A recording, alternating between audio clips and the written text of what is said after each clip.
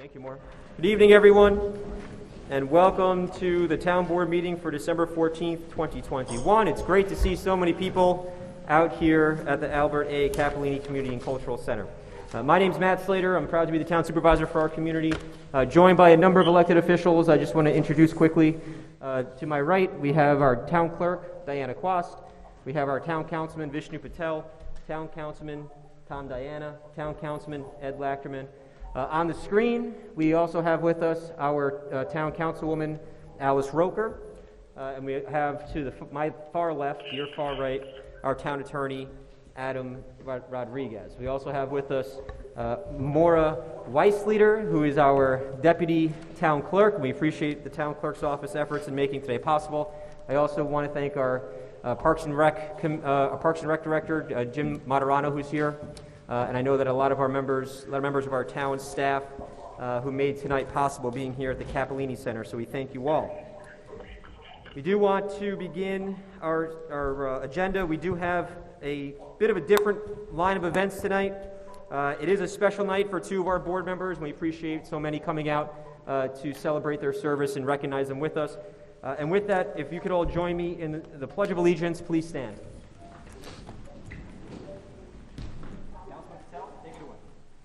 Pledge allegiance to the flag of the United States of America and to the republic for which it stands, one nation under God, indivisible, with liberty and justice for all.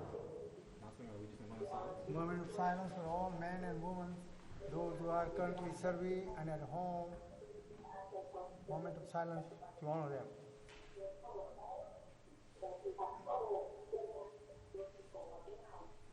And also those who are serving today due to this COVID, each and every one of them, I don't want to say their name, but they know that they are here day and night to keep us safe. So one more second.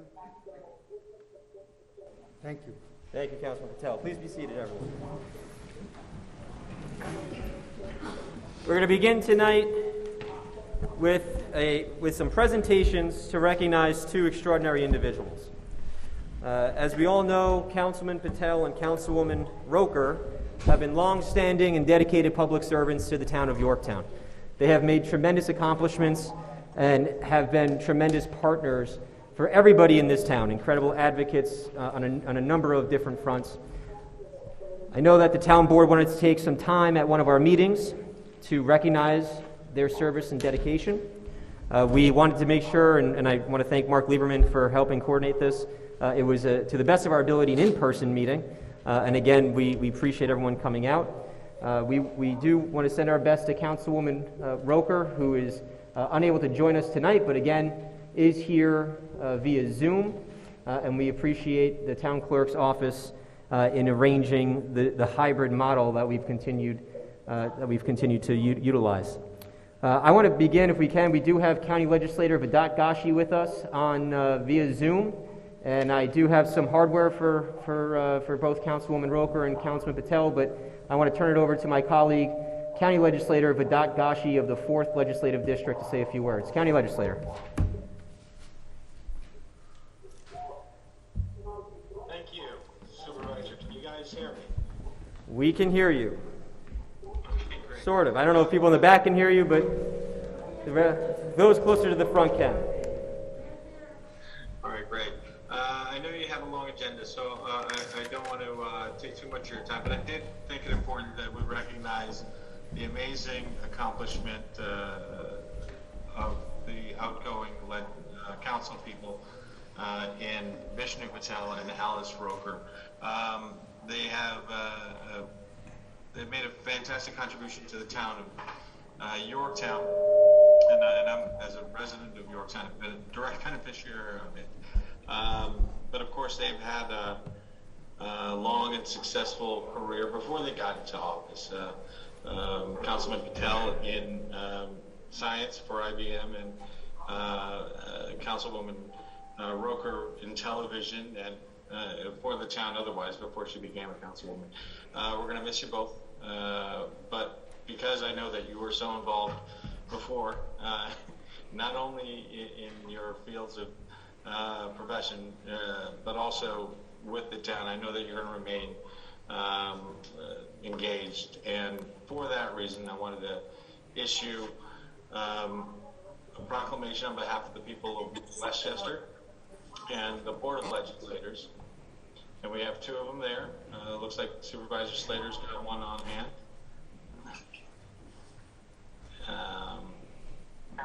So yeah, and at the bottom, Supervisor Slater, did you want to read the recognition that throughout the?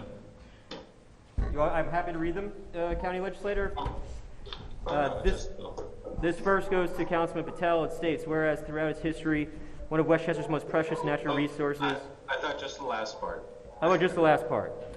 Yeah. Sure. We'll go right to the bottom there.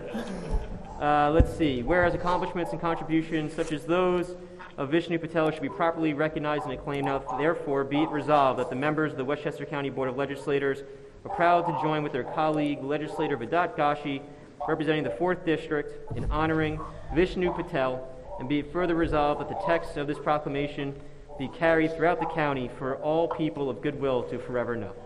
Signed, Benjamin Boykin, Chairman, and County Legislator Vidat Gashi. Sir, congratulations.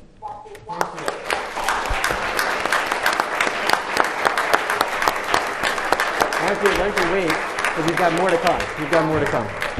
And then, County Legislator, I'll read the next as well, which recognizes the long service of Councilwoman Alice Roker. And per your instructions, County Legislator, I'll skip right to the end and read as follows. Whereas accomplishments and contributions such as those of Alice Roker should be properly recognized and acclaimed, now therefore be it resolved that the members of the Westchester County Board of Legislators are proud to join with their colleague, Legislator Vidat Gashi, representing the 4th District, in honoring Alice Roker, and be it further resolved that the text of this proclamation be carried throughout the county for all people of goodwill to forever know. And to our Councilwoman Alice Roker, congratulations.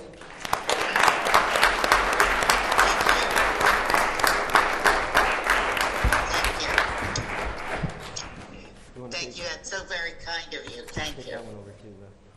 And on behalf of the town, we do have similar proclamations that, again, detail the long and incredible service of these two fine individuals.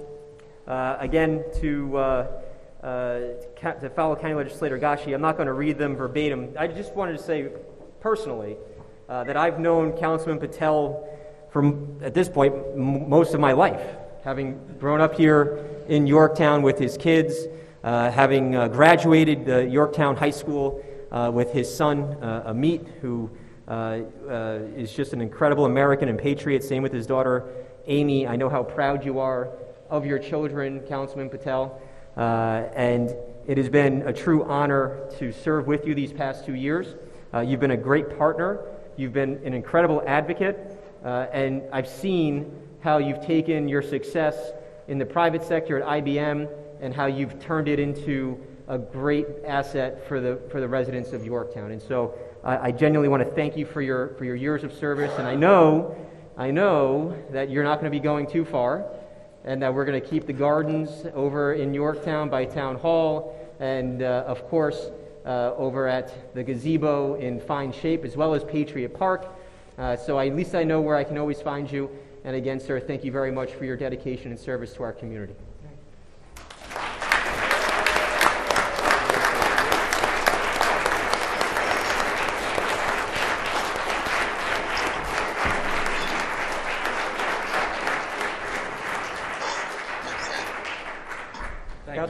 Councilman Diana, excuse me. Councilman Patel's over there. I know, he's that way. Good evening, everybody. And Vishnu, we go back a long way. I actually worked for IBM for a period of time where I first met Vishnu. Oh, God, it has to be probably back in the late 70s. So I've known Councilman Patel quite a while prior to him being a councilman. And I just want to say what an honor and privilege it was to serve with you, Vishnu. Thank you, Councilman. Good luck to you. Thank you, Councilman. Councilman Lachterman? Sure. Councilman Patel, I will thank you for the last 6 years working with you on the board. I know we don't always see eye to eye, but you give a great vision of things that differs from mine, and you've been educational, to say the least, and been a true a true vision of some things that you're able to clarify, and we do appreciate that. I wish you luck, and I'm sure we will see you at the gazebo and around town. Excellent. Diana, do you want to say anything? No. You're good? Very good. Well, let's give a round of applause to Councilman Patel.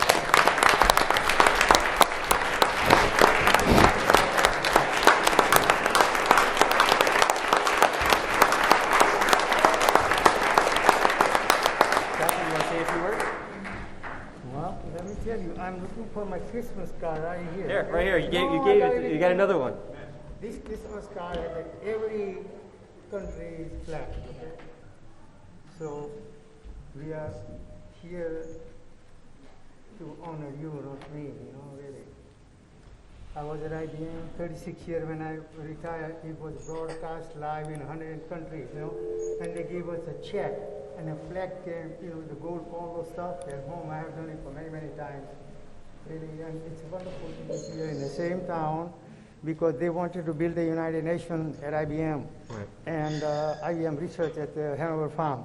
And then Rockefeller, I got all those memorabilia because upstairs in the museum, we did a lot of exhibition. I was there for, I think I'm the longest person who come to this building than anybody else, And I'm the last one to survive when I started as a councilman. And thank you. And the winner never quit and the quitter never win. But sometimes only two people win, never two, the east side of the coin. So it's really a special honor for me to serve this town. And I'm very proud that I was able to do so many, many good things in the school. For 21,000 students, I have reached it. And we started the program, in the West Point School and Yorktown and many, many counties, also all around the tri-state area. So thank you, and thank you. Be well and be safe.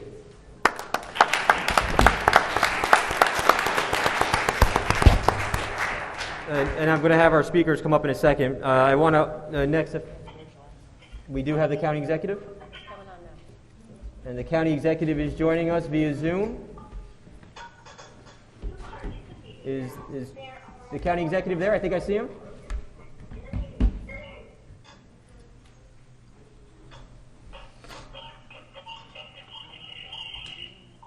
Mr. County Executive, can you hear us? Yeah, thank you very much, Mr. County Executive. And I want to, if I can, first just wish you a speedy recovery. You do so much for the town of Yorktown. We appreciate your great partnership. And if there's anything that we can do here in the town, please do not hesitate to reach out to us.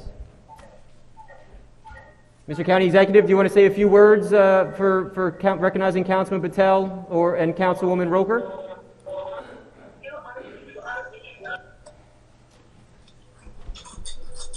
Can you hear us?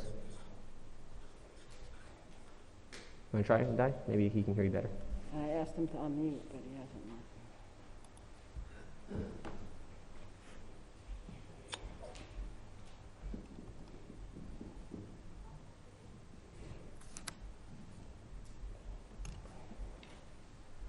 Well, the county executive has been a great friend to the town of Yorktown. He's been a great leader during these incredibly difficult times. Always on the other side of the phone as we've navigated the perils of the COVID-19 pandemic, and it's just great to see him. And again, on behalf of the town of Yorktown, we wish him a speedy recovery during this time, and wish him a very, very Merry Christmas, Happy New Year, and a Happy Holiday. Merry Christmas. Good to be with you all. Fantastic. It's great to see you there, County Executive. Would you like to say a few words for Councilman Patel and recognizing Councilwoman Alice Roker? Well, I think I'm very honored to be here. With the benefit of Zoom, COVID can't stop me from being here to congratulate both of them for their outstanding service to the community. And I'm very grateful to have worked with them. I look forward to their contributions post their time on the council. And we look to work together with Yorktown and accomplish things together in the new year. First, I got to kick this thing for the next week or so. But Merry Christmas, Happy Hanukkah in retrospect, Joyous Kwanzaa, and we'll work together in the new year. Thank you. Thank you very much, Mr. County Executive. We can give the County Executive a round of applause, please.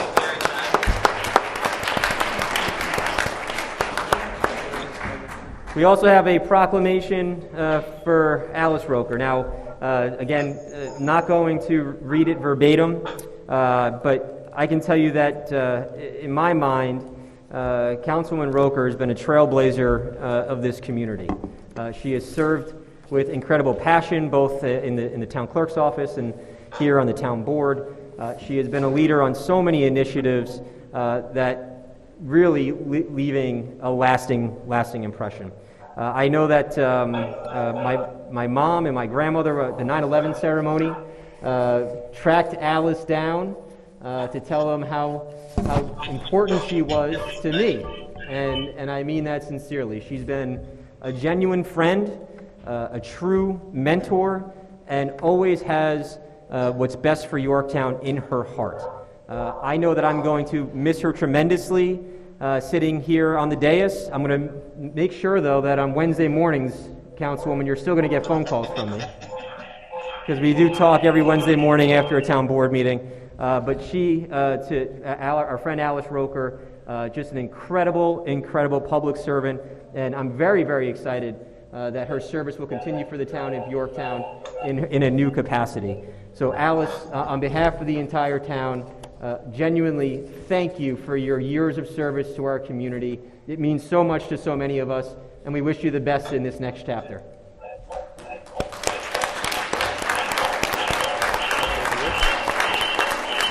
Thanks again, Supervisor.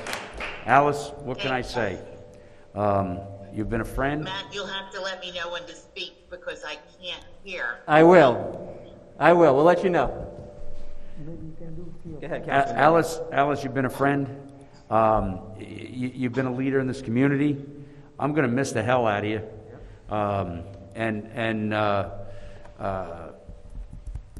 We've had a lot of good laughs, and we've done a lot of good things with this board, for the town, and with your guidance. Alice, thank you so much for your years of service to the town of Yorktown.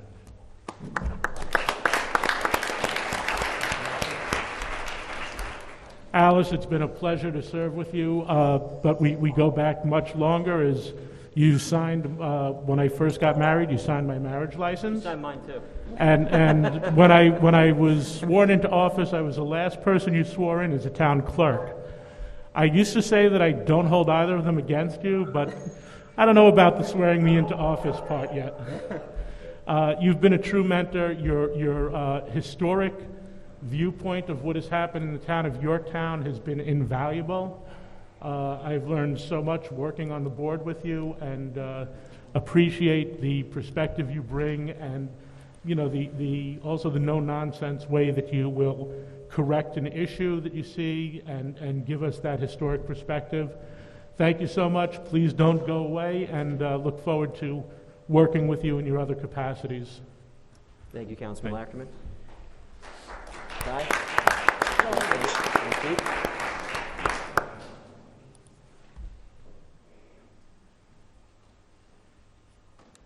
Di, did you want to say a few words? No, I'm good. No?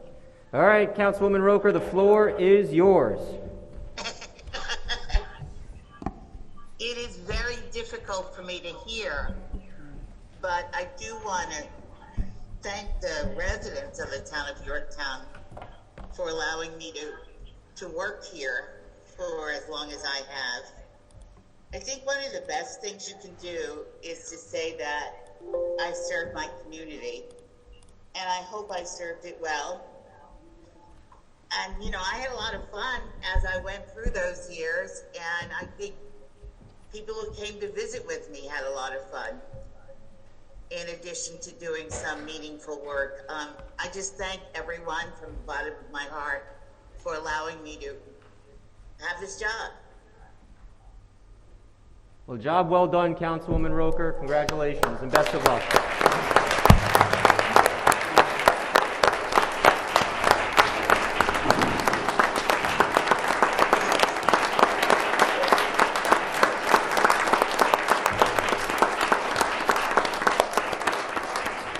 Now, I know we have a few people who wanted to just say a few quick words to our honorees tonight. I'm going to, yes, ma'am. I'll get to you. I'll get to you in 2 seconds. But if we could start with Mr. Lieberman. Mr. Lieberman, do you want to just say a few words, and then, ma'am, we'll have you go right after him. You want her to go? Good evening, Mr. Supervisor and members of the current and the future town board. My name is Mark Lieberman, and on behalf of my co-chair, Marnie Rabin-Marin, I appreciate this opportunity in representing the Yorktown Democratic Committee to speak on behalf of council members Patel and Roker. And it both pleases and saddens me to speak tonight. It pleases me because I get to praise two outstanding people that have dedicated so much of themselves selflessly to our wonderful town. At the same time, it saddens me to lose their experience, wisdom, thoughtfulness, and kindness that they've shown for so many years. Others can talk about their biographies. I'd rather talk about their persona. Alice is a no-nonsense administrator with great knowledge of all of Yorktown's processes, rules, and regulations. But don't misinterpret that and conclude that she's too rigid. In fact, she's one of the most considerate people I've met since moving here 23 years ago. Alice is compassionate and always willing to help others. I guess that's what's made her so likable as our town clerk. It's very important to note for our history that when Alice was town clerk, she uncovered the book of manumissions for Yorktown. That's a record of all the slaves who were owned here in Yorktown. This was a momentous moment for Alice, bringing a book of not very proud time to light and making sure that it's being proper cared for. Alice is loving and giving, and that makes her so charitable. That's also why she is central to organizations like the Rotary. What a great combination. She's more of a Gemini than I am, strong and kind at the same time. Everyone, please join me in a big round of applause for Alice.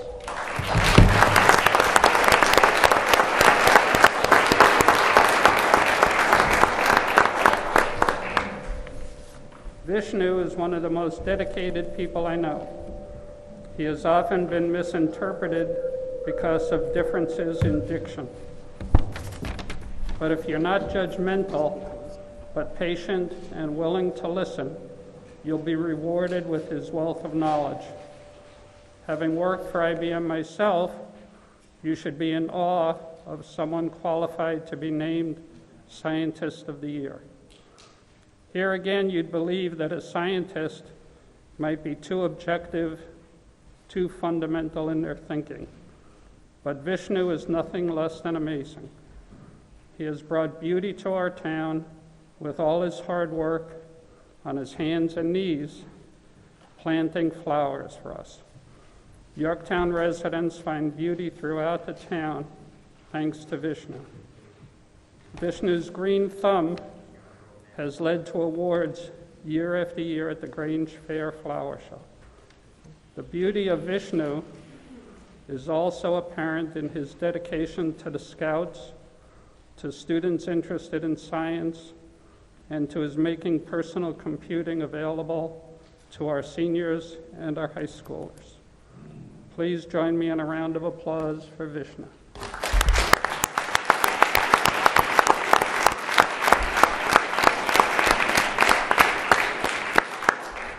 The town board is losing people with tremendous knowledge, tremendous commitment, and tremendous dedication. But the town will continue to have the kindness, charity, and love of both Alice and Vishnu.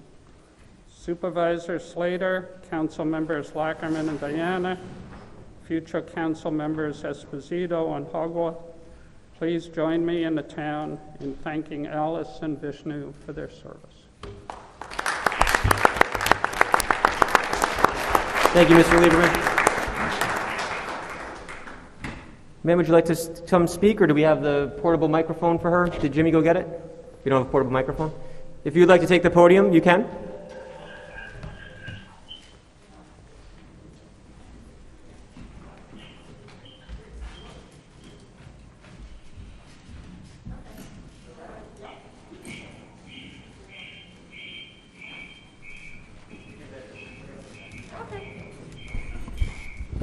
Thank you.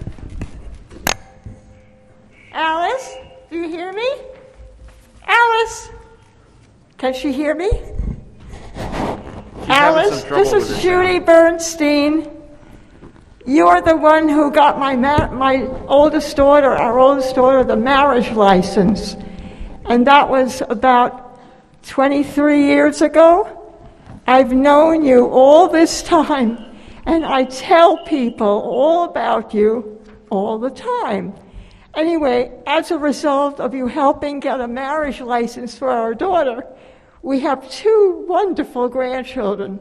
One just turned 21, the other one just turned 20. So we really appreciate all you've done. And Vishnu, I will miss all the flowers that you fix around the gazebo, because that's where we used to go to the exercise class. And everywhere else that you go smells like beautiful flowers. So thank you very much. Okay? Thank you very much. Mr. Oxman, did you want to say a few brief words?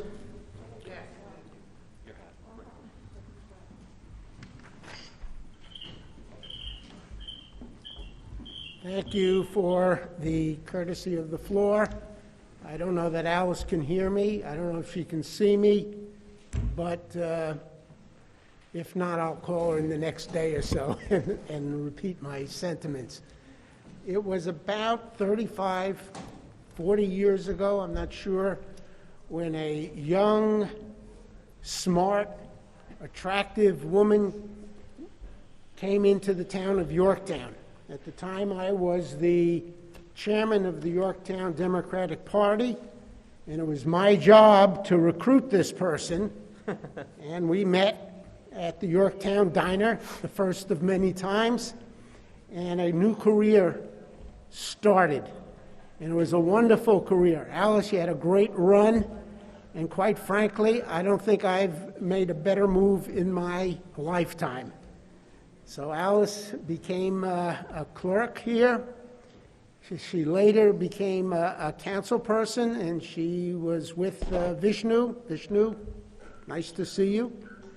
And the two of them were superb. They are what is a public servant. They put the public in front of their own self-interest. Doesn't matter what your geography is, what your ethnicity is, what your politics are. These two exemplary council people would go out of their way to do whatever they can to help. It's the meaning of public service, and you're going to be missed. And on Tuesday nights, you're going to be home watching TV, relaxing. You're not going to have late nights anymore. But I predict in time, you're going to get bored. You're going to miss the action. You're going to miss this. And several months from now, Alice, you're going to get a phone call from me, and you and I are going to meet over at the Yorktown Diner again, and we're going to have a little talk. And shortly after that, Vishnu, you're going to get a call from me, and we're going to have a little talk. And I think you will both be enticed, encouraged back into public service, and we will all be better for it. So tonight, it's good to see you. It's been a great run for both of you. I'll miss you. Well, I'll see you. But the town will miss you for a short while until you reemerge. Thank you very much.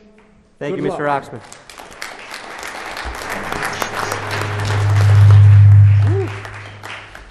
Break some eardrums. With that, we again want to thank everyone and for coming to celebrate the public service of two great Yorktown residents. We do have some businesses to handle, and again, we are rearranging the agenda, and I appreciate everyone's patience. We're just going to jump right into resolutions quickly to the town board, and we'll take these in one motion. The resolutions are To authorize the supervisor to sign an agreement with TransUnion LLC to provide investigative research services to the Yorktown Police Department. To authorize the supervisor to enter an agreement with Lero GIS, Inc. for 2 years of tax map maintenance. To authorize the town clerk to advertise a bid for seat replacements at the Yorktown Stage Theater. To authorize the town clerk to advertise a bid for boiler replacement and installation of a ventilation system at the Yorktown Highway Department. To authorize the comptroller to release a stormwater permit in the amount of $250 to 1718 Emma Lane. To authorize the comptroller to release a stormwater permit in the amount of $250 to 336 Homestead Road. To authorize the comptroller to release the stormwater permit in the amount of $250 to 102 Dorchester Drive. Authorize the comptroller to release a stormwater permit in the amount of $250 to 34576 Curry Street. To authorize the supervisor to sign the proposals submitted by Arthur J. Gallagher Risk Management Services, Inc. To authorize the comptroller to process a budget transfer for sodium hydroxide. To authorize the supervisor to sign a lease agreement with Corporate Children's Center Consultants, Inc., Bright Beginnings, for the use of rooms at the Albert A. Capellini Community and Cultural Center. To authorize the supervisor to sign a lease agreement with Yorktown Community Hope for the use of rooms at the Albert A. Capellini Community and Cultural Center. Authorize the supervisor to sign a lease agreement with the Yorktown Teen Center, Inc. for the use of rooms at the Albert A. Capellini Community and Cultural Center. To authorize the supervisor to sign a lease with Yorktown Stage, Inc. for the use of Room 12 at the Albert A. Capellini Community and Cultural Center. To authorize the building inspector to waive all fees associated with the Town Hall oil tank removal and remediation capital project. To authorize the creation of the Town Hall entrance renovation capital project in the amount of $100,000 for the construction of an accessible entrance ramp and oil tank removal. To authorize the comptroller to process the following change order number 1 for the reconstruction of the Hill Boulevard and Veterans Road culverts in the amount of $444,450.66. To authorize the comptroller to process a budget transfer of $29,430 from the athletic club contracts to parks equipment for the purchase of a ball field machine, and from the athletic club's contracts, $29,515.56 to parks ground maintenance for the purchase of playground safety equipment, parts, and material. And then we have one more resolution that I will read in its entirety. This was circulated to the town board from our director of planning. This states as follows: whereas the town of Yorktown has produced design standards for signage within the town of Yorktown, and whereas these standards are set forth in the Yorktown Sign Ordinance Manual adopted in 2003, and whereas the manual recommends the use of low-rise monument signs wherever possible within the town, and whereas the mobile gasoline filling station located at 3205 Crampon Road is proposing a total refit of its signage scheme at said property, and have proposed the reuse of an existing high-rise freestanding pole sign, and whereas this is in contradiction of the recommendation of the Sign Ordinance Manual, therefore be it now resolved that the supervisor of the town of Yorktown is authorized to transmit a letter to Station Glow of New England, the sign permit applicant, a letter rejecting the proposed pole sign and requesting the submission of a monument sign for the mobile gasoline filling station located at 3205 Crampon Road. And with that, those are all the resolutions. 1 second. So moved. Second. Okay, I have one question. Yes, sir. In reference to the $450.60, is this include both of them on all the litigation, everything is resolved? That's after for, this money? where's Dan Ciarcia?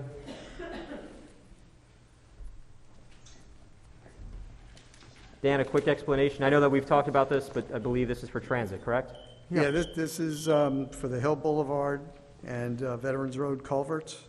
There are a variety of issues related to additional conditions imposed on us by the County Health Department, as well as additional quantities that were needed, that were depicted in the plans, but however were not properly tabulated in the bid document. So this is the last of the construction of those projects, and that closes it out for what we owe this contractor. So yes, it'll be for both. Yeah, thank you. Yes, for both bridges, yeah. Both projects. So what year budget will be shown in this year or 22? Is the comptroller here? I don't think she's here. It's set up to be paid this year, Correct. but it's coming out of the fund balance, so. Right, this would be a fund balance it transfer. It doesn't impact our operating budget. Okay, Thank you. okay, thank you. So, we have a motion? So moved. I moved Oh, already. he went, We I have a second. motion. We have a second from Councilman Diana. All in favor? Aye. Any opposed? Motion's carry. So we will move on to the main event.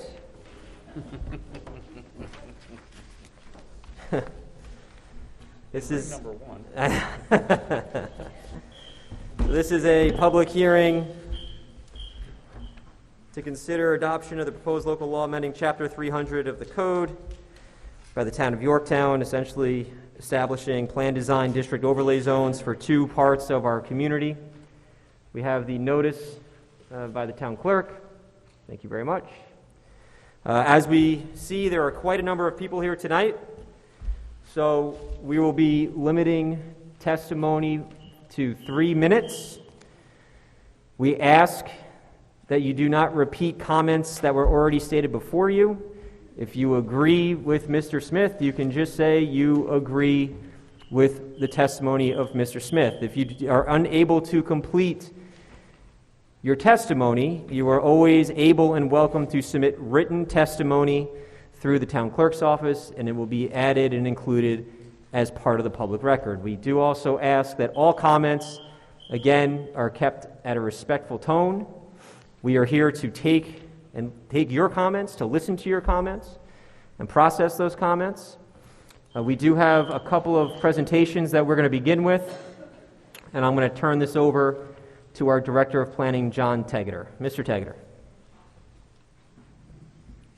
Thank you, Supervisor. We're here tonight to commence the public hearing on the Plan Design District Overlay Zones. Just by way of introduction, I'm John Tegeter, of course, the Director of Planning for the town of Yorktown. You'll be hearing from me tonight. I will be going through the characteristics of the law, going to attempt to be brief, because there are a lot of people here, so we want to get to those comments. You will also be hearing from our planning consultant, Frank Fish and Taylor Young from Bookhorst, Fish, Jackmart. We hired them to do the analysis of the impacts associated with the adoption of this law. You will also be hearing from Scott Levine of Transpo, who is our traffic consultant, who also did analysis relative to the impacts of the law. If I could have the next slide. So tonight, just by way of, just to be clear, 1 year ago, or I should say 13 months ago, the front section of this law was actually adopted by the board. So sections 300-248 through 300-254 are actually codified as we speak. What we're doing tonight is associated mostly with adopting the actual mapping of the zones in two areas, one being Yorktown Heights, the second being Lake Osceola. Along with that comes much of the detailed requirements for each of those areas in the written body of the law. Also, in the section that has been adopted, there are some modifications that came to light and that the board requested pursuant to some commentary that was discussed throughout this past year, since we have been working on this now for close to a year and a half, or maybe even close to 2 years. I just want to remind everybody that there is copies of the law here and copies of each map of the actual zones of Lake Osceola and Yorktown Heights zone. Up on the screen, you see the maps of the two areas. The heavy line describes the areas that we are looking at. And as I said, the map is here for you to look at that yourselves. If you can, next slide, please. So what is an overlay zone? It's, as its title indicates, it is an actual zoning district. It has requirements as any other zoning district would. However, it lays over top of existing zoning districts, either one or more, In both of these cases, it overlays more than one particular zoning district. So the underlying zoning is still available to property owners, as will be, if adoption is completed, will be the characteristics of this overlay will also be available to those properties. You have the next slide. The purpose and intent to enact the law, and some people may have heard this before during our discussions in the past year, but current trends are having a deleterious effect on some of the commercial areas in town, in the Westchester County, in the region, in the state, and in the nation. We call it the Amazon effect. A lot of retail closings are affected by that. The pandemic has caused urban flight. There's a demographic shift in lifestyle. Younger people do not choose often the same living style that single-family residential necessarily affords. They like to be closer in walking distance, often close to transit opportunities, etc. Some of those things lead to deficiencies in the fabric of the town. We have commercial vacancies. We've had them for many years. We have some big box stores that are empty. There's a lack of diversity of housing types, and there's a changing commercial landscape as affected by Amazon and COVID, etc. Also, our neighbors around us know these trends, and they will be acting on them too, and so we do not want to miss opportunities in maintaining our commercial infrastructure and our commercial base within the town and the health of our village areas, hamlet areas. Next slide, please. What does this law do? What does the overlay district do? Its intent is to attract development and redevelopment, encourage a high-quality design with a focus on each area's particular architectural context, encourage pedestrian connections and walkability and enhance those that we already have, encourage green methods and materials and the usage of them. It also allows mixed commercial and residential uses within these two areas. Next slide. The overlay district does not anticipate or allow conversion to city or a city-like area. It does not promote urbanity or an urban fabric.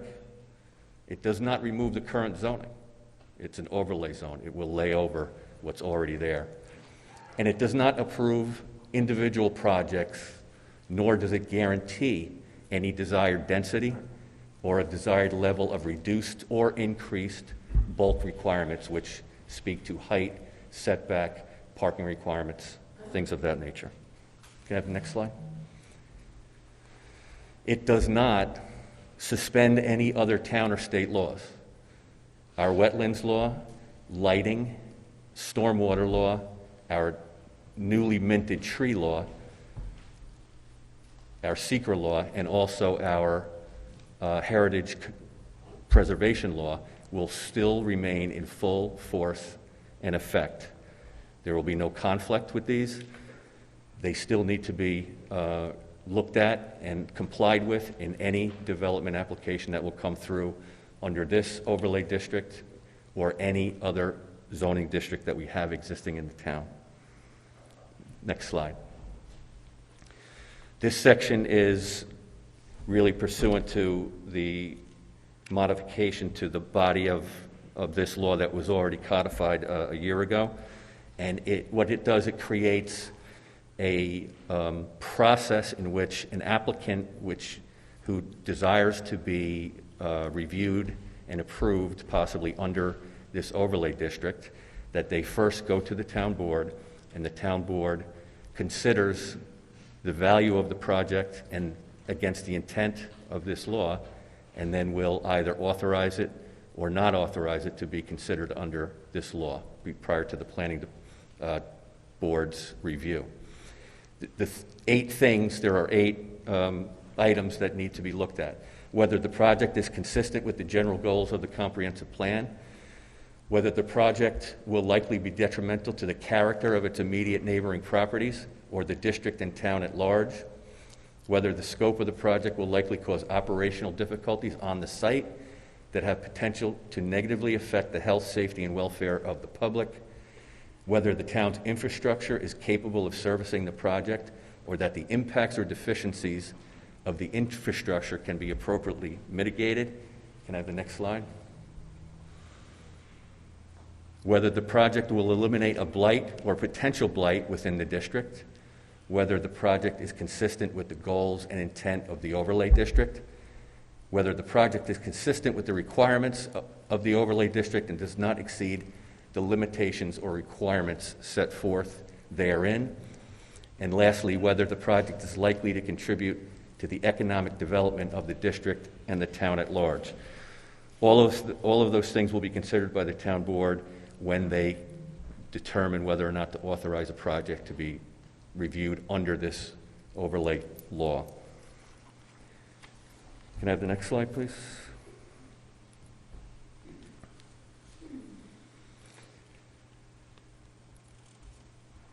Once and if a project is authorized by the town board, it will then be referred to the planning board for site plan review and potential approval.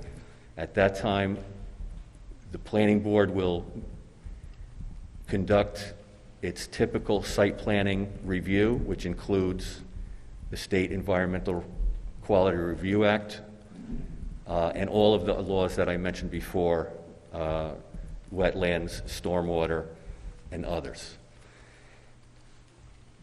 The zone gives the planning board the ability to vary bulk regulations of the underlying zone up to 60%. It allows, as we said before, mixed use within these areas. It allows 3 stories limitation unless there is a property that has 10 acres or more, and then it will allow 4 stories. And in cases of the 3-story height limitation of 30 or 35 feet, which is most of the limitations in our underlying zones, the planning board will be able to vary that by up to 25%. Next slide. As part of the law, it requires the planning board and the town board to consider, and the developer to consider, architectural requirements. These are things such as design cohesiveness, using better materials, the appropriate use of decorative details, proper window and door configuration, attractive functional signage that doesn't detract from building character. There is a whole host of requirements and suggestions within the law that put the developer on notice at the very first day that the town is very desirous of having attractive development. Can I have the next slide? It requires consideration of pedestrian amenities, proper screening for loading areas, contribution to adjacent public spaces and streetscapes, proper landscaping, parking being discouraged in the front yard, shared parking and conservation parking, and sidewalks must be provided and, of course, maintained. Next slide, please. It also cites certain buildings that are determined by the board to have a unique character. They can be either historic or unique for their architecture, and those buildings are cited by address and name so that the developer who is interested in that particular property knows that those are important components of the fabric of each area that is under consideration for this overlay district. And so those things by a developer need to be considered on a more deeper level than you typically see in a typical site plan review process. Next slide. That concludes my overview. I'll now ask Frank Fish and Taylor Young to begin their presentation on their analysis of the impacts of the adoption of the law. Thank you, Mr. Tegeter.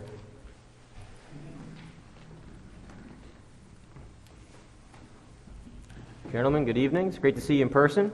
Good evening, Mark. You're much taller than I remember. But that was also the Zoom box. I'm Frank Fish with BFJ Planning. As John mentioned earlier, we were brought in to analyze. We did not have anything to do with the writing of this. We were brought in to analyze what are the impacts of this proposal as best we can see, because the state law of New York, called the Environmental Quality Review Act, or SEQR for short, requires, if you do new zoning, to take an area-wide look at that. So, John, we can go ahead here. So, SEQR, we're really looking at, as John mentioned, two different sites in the town. One where we're in here, Yorktown Heights, and then up on this map at Lake Osceola. And so there's two different environmental impact statements, which environmental assessment forms, which the town board has, one for here, Yorktown Heights, and one for the lake area. John, you can go ahead. And the Yorktown Heights overlay, we're looking at new zoning that John has just described, its heights, its densities, what can happen if developers come in and apply under that. And then the next slide just highlights the Lake Osceola overlay. By the way, as John mentioned, the drawings that are up here, if you later want to gather those, they're identical to what is in the environmental assessment form, and they're outlined in black on this slide. The difference with Lake Osceola is two options were considered. One option is it stays without a sewer system, stays basically on septics. Only a small part of the area is currently sewered. The other option is what if a sewer system went in, which is called for in your comprehensive plan. So we looked at both options. What are the impacts of that? And then next slide. I want to just, if you happen to read, by the way, reading an environmental assessment form can sometimes be not the most. I recommend if you want to go to sleep at night, you read it. But it's a state form, so we have to fill out all of the state form. And if you do read this one, I just wanted to mention that when it's area-wide, there's two sections of this called D and E, which it specifically says don't fill out. So if you do read this and you're going through it, and you say to yourself, wait, why didn't these guys fill this out? The answer is we're not supposed to. It's only to be filled out by a property owner or an applicant who comes in later. If this is adopted by the town board, if that applicant comes in, they have to fill out a specific, site-specific environmental assessment form. So these forms are aimed at the area-wide impacts of this, which you'll see there's many of them, but two of them we get into quite a bit, and that's two that you're probably very familiar with, traffic and schools. So on this area-wide versus site-specific, I just wanted to cover that as you're reading, if you read through these documents. And then the next slide, John, is what's in each environmental assessment. We go through the whole state form, which is it's about a 13-page form, and I'm not going to, tonight, just to be brief, I'm going to touch on really what the impacts that are major that we thought, school children, traffic, and water and sewer. What are the supporting things needed if this action were to be approved?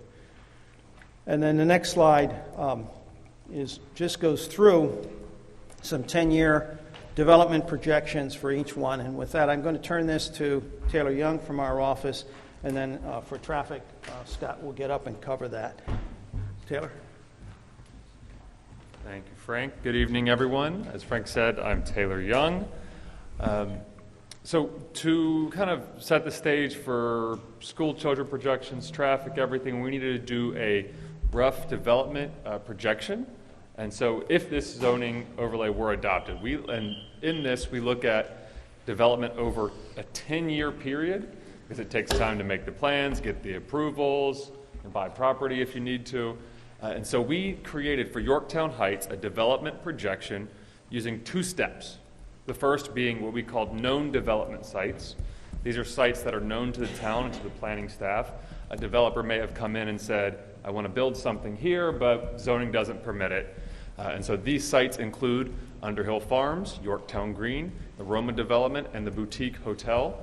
So we know what these are, roughly, given from what the developers have discussed. Those add up to 345 units and 18 hotel rooms, and a reduction of about 85,000 square feet of commercial space. Now, for the second part, we use what are called soft sites, thinking, we have no idea, there are no plans to redevelop these sites, but based on the current development, maybe vacancy status or common ownership, we think that in the future, these could be developed within the next 10 years. But because real estate's complicated, development's complicated, we didn't take 100% of that potential. We took 25% of that potential because in our experience, 100% never gets built.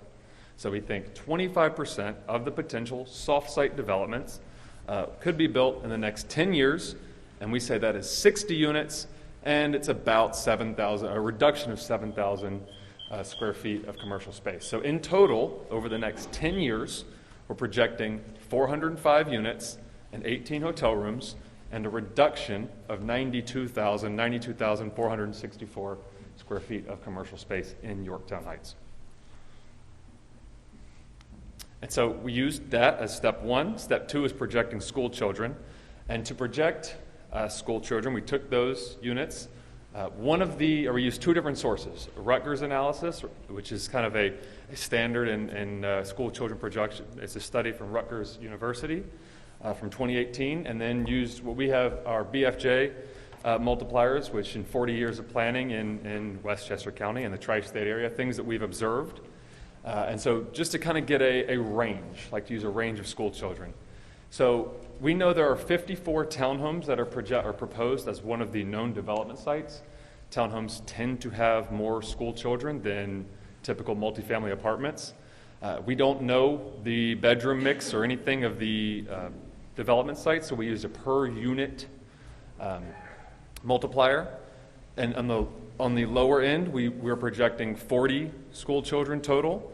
On the higher end, using the Rutgers numbers, we're projecting 49 school children total. So that's roughly 3 to 4 students per grade. Next slide. And in Yorktown Heights, total school enrollment is down from the 2011 to 2012 school year. The chart you see is from New York State, public New York State data. And then all the way to the right, you can see we got this from the school district's enrollment projections. And they are projecting that in 2027 to 28, the enrollment in the school district will be 3,512 students, which is about the same enrollment that it was in 2013 to 2014. So enrollment has been declining in the past 10 years, and the projection for the future, separate from the students that we're projecting, would be about the same as it is or was in 2013 to 2014. But overall, this chart here just shows the birth rate nationally, but it's going down. We're at a 30-year low. That is a national birth rate. This is from the CDC from 2018. This trend holds for New York State, for Westchester County, all over. And this is from 2018 with COVID. There was some discussion of maybe with COVID we'd see a birth jump, but we've actually seen less. That's been in the newspapers, that the birth rates has continued to fall and actually has gotten worse through COVID. And so with that, I'm going to turn it to Scott for a discussion of traffic.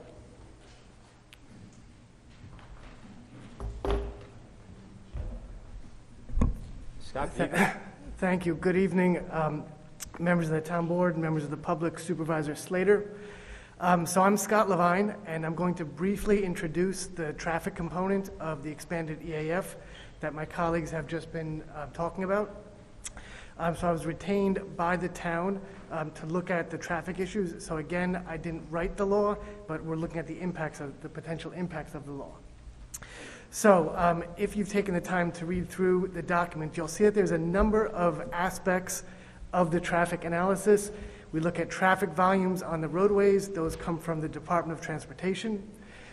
We look at crash history. We interacted with the town's police department to look at crash history along, in Yorktown Heights and in Lake Osceola. We looked at use of transit, the Beeline system, and Metro North. We looked briefly at bike and pedestrian activity and parking as well. The main question that the EAF hinges on is what you see up there about halfway down. How would implementing these overlay zones impact, in essence, the number of cars on the road, traffic volumes driving around? First, I'm going to talk about the Heights. In a few minutes, I'll come back and I'll talk about Lake Osceola. So the fundamental question, how many cars on the road will either increase or decrease from introducing these overlay zones? Now, the last part of this slide is very crucial. The last part of this slide makes clear that what we're talking about today is the impact of the law. This does not in any way eliminate the need for an individual developer who has a specific project to mitigate the impacts of that project. So this would include turn lanes. This might include what is the configuration of the driveways, what are the bicycle and pedestrian treatments, how is the parking lot laid out, etc. So site-specific considerations are not the focus of this area-wide EIS. Next slide, please. Okay, so we took as an input into the traffic analysis the 10-year projections of incremental development that you just heard my colleague Taylor Young discuss a few moments ago. Now, the incremental development in the case of Yorktown Heights involves two parts. One part is the increase in development from new development that would take place. This would be the 400-odd residential units that you heard Taylor discuss, and would be in a variety of places, a bit of commercial, some office, some retail, etc. And on the other side of the ledger is a reduction in development. So this is part of that incremental development. The other side of the ledger is a reduction in the amount of commercial space. And it was a fairly big reduction in the case of Yorktown Heights. It was the 85 or 90,000 square feet that you saw just a moment ago. So I'll talk about Lake Osceola in a few moments when I come back up. The question we ask, how many trips will be generated, uses a set of mathematical relationships. You can see the graph up here. I'm not going to bore you all by going through the graph. What it is a set of relationships that are established nationally between how many square feet of commercial development, how many numbers of units of residential development of different types, and the amount of trips into and out of those types of land uses during the morning rush hour, during the evening, afternoon rush hour, over the course of a 24-hour day, over the course of a Saturday, etc. Next slide, please. Okay, so I'm first going to cover Yorktown Heights, and then again we'll talk Lake Osceola in a few minutes afterwards. So in Yorktown Heights, the headline numbers are what you see at the top. I know this might be difficult to see for those in the back of the room, so I'll walk through them.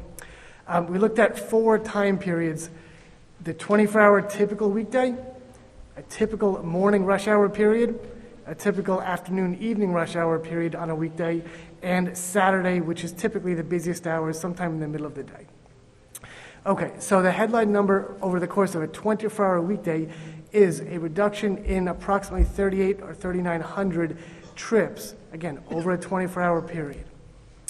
Over a morning peak period, it's minus 15. Over the evening, it's minus 310. And on a Saturday, it's minus 412. Now, the reason these numbers are negative is, again, remember back to both sides of the ledger that I was mentioning a few moments ago. The incremental development includes demolition, reduction of commercial space, which could be reoccupied very simply.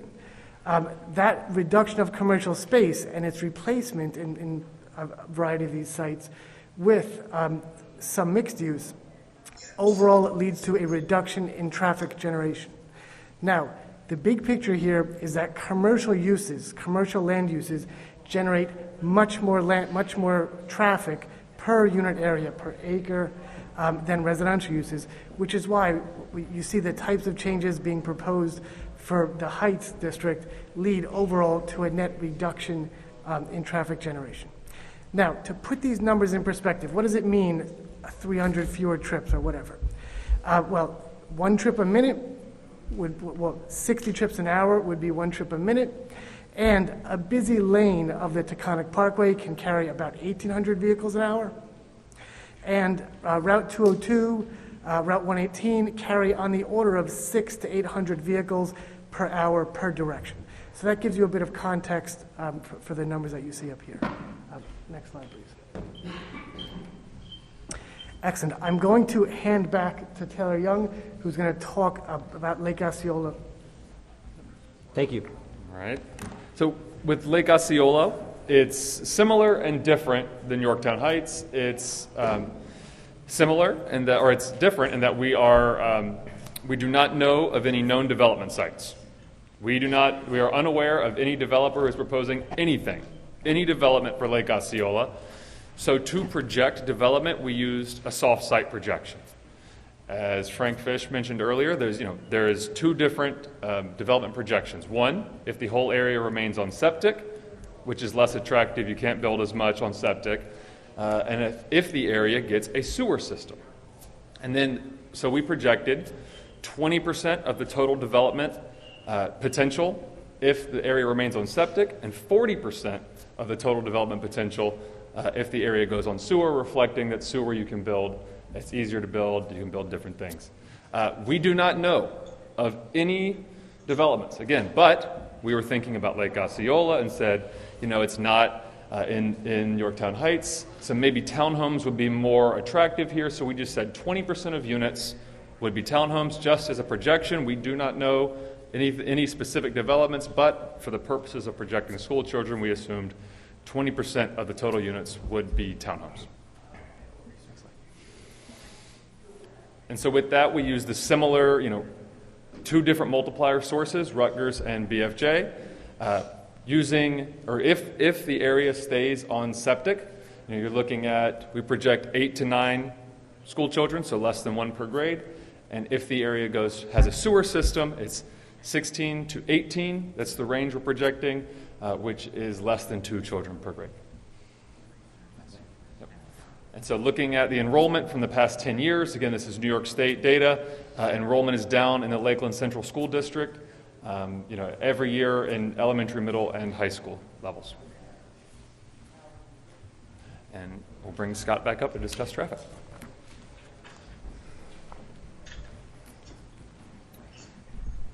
Excellent. Okay, so in Lake Osceola, the two scenarios, the overlay zoning without the sewer and the overlay without a sewer extension and with the sewer extension. Again, same sorts of numbers, but the numbers vary. So without the sewer, meaning do the overlays, do not do the sewer, there's an increase in traffic here. And again, it's because the other side of the ledger, the amount of commercial space being reduced is much different here in Lake Osceola than it is in the Heights.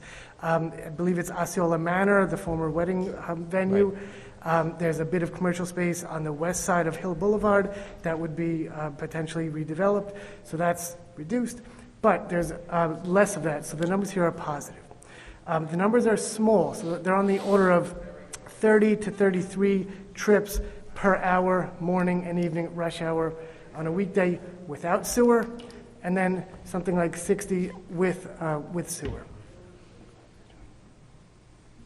Okay, now to put these numbers in perspective, the increase, the potential increase in traffic in and around Lake Osceola on East Main Street, on Route 6, etc.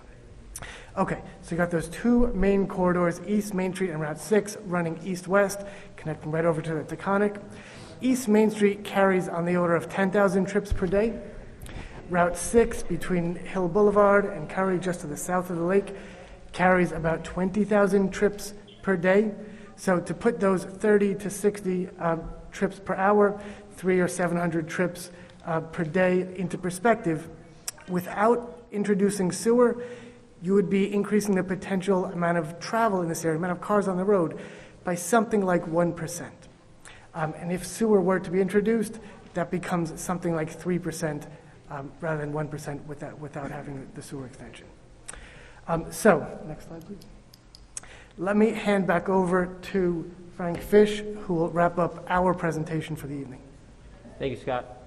Thank you, Taylor. And great job. This is our last slide, so it's just to go over actually what we see the next steps are, really, and that's hear the public, hear what the public has to say, their comments. Eventually, when and if the board closes the hearing, you'd need to evaluate those comments. We'll see if anything affects the environmental studies we've done, and then the board would be in a position to do what's called, make a determination of significance. You can tell, I think, from the public school children generation and traffic generation that Scott just went over, we don't see what's called under seeker a significant adverse impact. It doesn't say there are no impacts. The environmental assessment does go over those impacts. We do not think they are significant and adverse, which is the key test of seeker as to whether you can move forward on this proposal. Thanks. Thank you, Mr. Fish. Thank you again to our consultants. Thank you again to the planning department for their diligent work on this project. We, as a board, told the residents of Yorktown that we were going to take our time on this, that we were going to bring in help on this, that we were going to explore all the different possibilities of the impacts of what we're trying to accomplish here, and bringing on Frank Fish and Taylor and Scott, I think, is a tribute to that commitment. So again, to all of you, thank you for your hard work and due diligence. So at this point, we're going to open the public hearing. Again, I want to remind everyone that your comments are going to be limited to 3 minutes, that you will have one opportunity to speak, that you cannot, this is not an open debate, this is just us seeking comment from you. You please direct your comments to the town board. We cannot cede time to another speaker. And again, if anyone cannot complete their testimony, they are more than able and welcome to submit written comment. We have received written comments from several residents of town. We have received updated comments from the Planning Board and the Community Housing Board. We've heard from John Tompkins about the preservation of the Underhill House. We've heard from Mary Jane Killian about the importance of renewable energy and EV car chargers. We've heard from Grace Osterman opposing the Soundview property development. We've heard from Grace Ciliano also regarding the Underhill Farms proposal. We've heard from Christine Gagola asking for properties to be required to clean up their properties before projects are approved. We've heard from, we have written comment from Paul Galero explaining details of the Underhill Farms proposal. We have comment from Stephen Tvert supporting the overlay as a tool to update business hamlets, and also a letter from Allie O'Brien also supporting the overlay districts to help revitalize vacancies. Those are some of the written comments that we've received. Again, if anyone does not complete their testimony within the 3 minutes, they're more than able to submit written comment to the town board.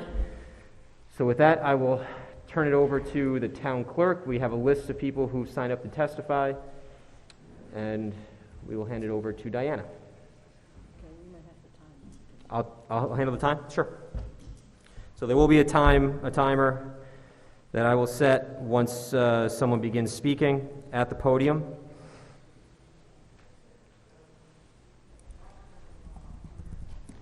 Our first speaker is Paul Moskowitz.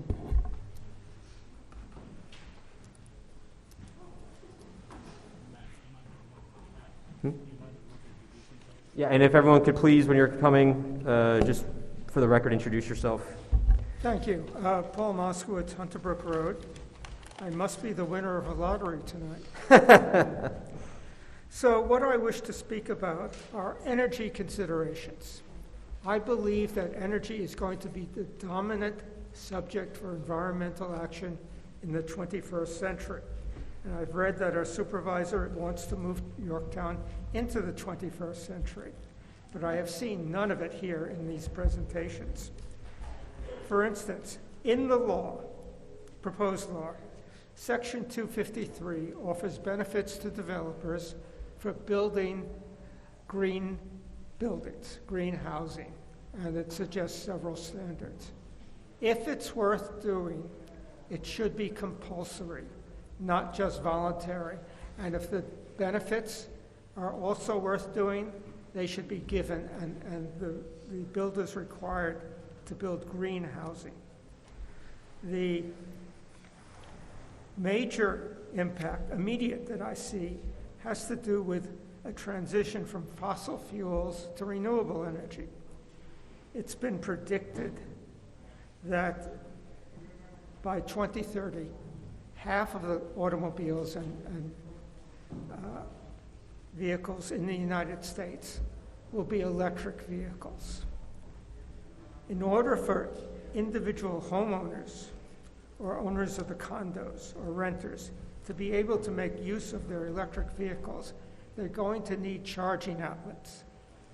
These have to be placed at ground level, and they have to be adjacent to parking areas. You can't have a parking area 300 feet away and the charging outlets on the houses. I think this is an important thing to build into the law. Finally, there's a question of where do you get the electricity for charging these cars? Since the town board passed the solar law, we have seen an explosion of solar energy developments in the town of Yorktown. I think it would be a mistake to ignore solar energy in this law.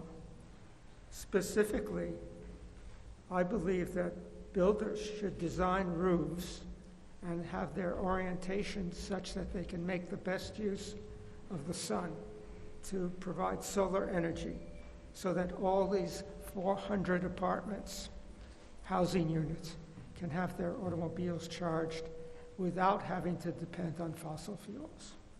I just want to add that I'm a member of the board of Yorktown 100, and you'll probably hear other board members if they haven't fallen asleep yet.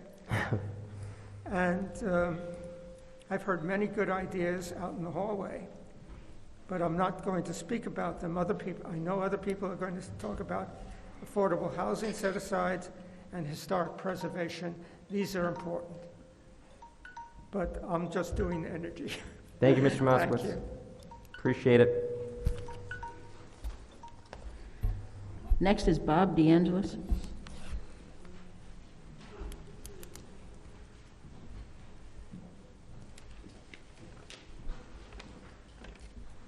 Good evening. Thanks for your time.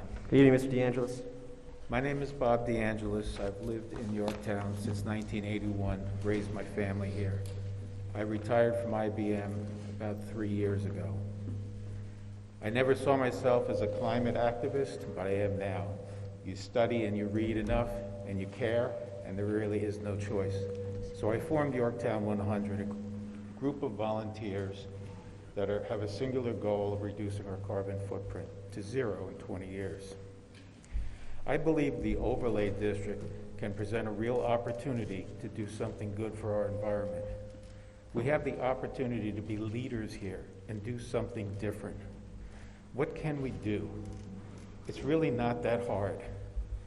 I think we can require in these new developments that these buildings be carbon free. How do you do that? I'm going to recommend 3 steps. 1, heat and cool using clean energy. The primary amount of greenhouse gases that come out of a building like this is from heating it. So you heat it with electricity that's generated in a clean fashion like solar or wind power, and you use a heat pump. And if you want to do a really efficient heat pump, you use a geothermal heat pump. Geothermal may sound complex, but it's very simple. It's like an air conditioner and a water pump. They're very efficient. They would actually cost you less to operate than oil or propane. If coupled with clean electricity, you can heat and cool these buildings for less energy and less monthly cost. It's cheaper to install this now than to retrofit it. Let's not build something that has to be torn apart and rebuilt in 15 or 20 years. And we have great incentives in New York. You may not know this, but St. Patrick's Cathedral in New York City is heated and cooled with geothermal energy. The second thing we can do, and by the way, if anyone wants a full seminar on geothermal energy, I would be very happy to do that. Just Google Yorktown 100 and let me know. We'll set it up either online or in person. The second thing we can do is leverage solar panels, and what that does is it creates clean electricity and it saves people money. I have solar panels on my roof. They pay off in about 3 to 4 years in Con Ed territory, and then I have free electricity for the next 20 years. It's really a wonderful deal. And for transportation, as you know, we're going to migrate to electric cars, so let's put in adequate charging stations. The time to act is now. We can't wait. This is a great opportunity. So 3 simple things, and we can be on our way to a safer, cleaner, and better Yorktown. Thank you. Thank you, Mr. Deangelis. Perfect timing, too. Look at that. Next is Susan Buck.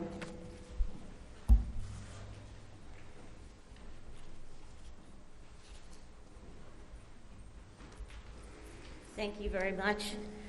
My name is Susan Buck, and although I've lived in Yorktown for 20 years, I have never attended a town meeting, let alone spoken at one. So I can tell you that the reason I'm here is very important to me. I've spent the better part of my life in the public schools, 1st through 5th grade, and raising a son who is completing his senior year this year. I'm here because I care about the future that all these children and their brothers and sisters are facing, and the fear and anxiety so many of them are suffering.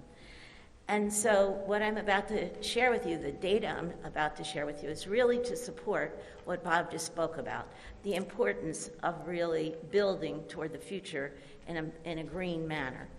So a recent international study concluded that young people are experiencing high levels of psychological distress from climate change and governmental inaction on the growing crisis. Almost half of the young people surveyed said that anxiety and stress surrounding the issue is affecting their daily lives and functioning. The authors of the study surveyed 10,000 young adults and teenagers, 16 to 25, in 10 different countries, including the U.S. They found that 3/4 of young folks believe that the future is frightening, and that 65% of them believe their governments aren't doing enough to combat catastrophes that will be exacerbated by climate change. The study paints a horrific picture of widespread climate anxiety in our children and young people, said Carolyn Hickman, the co-lead of the study. This is described as the first large-scale study of climate anxiety, and it was assisted by human rights activists, academics, and mental health experts, including Dr. Eric Lewandowski. And he lives right here in Croton and is active with Cure 100, of which Yorktown 100 is a member. So the study suggests for the first time that high levels of psychological distress in youth is linked to government inaction. Our children's anxiety is completely rational, given the inadequate responses to climate change they see from governments. So what more do governments need to hear to take action?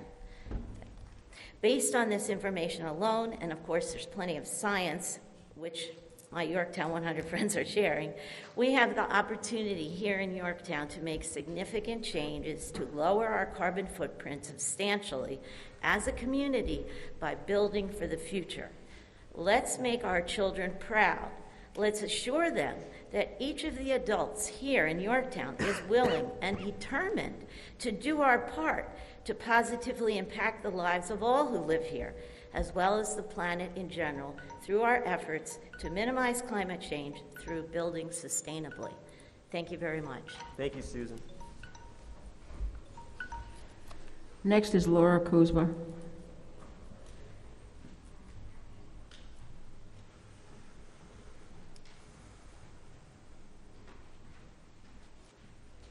Good evening. I'm Laura Kaspar. I've been a resident of Yorktown for over 30 years.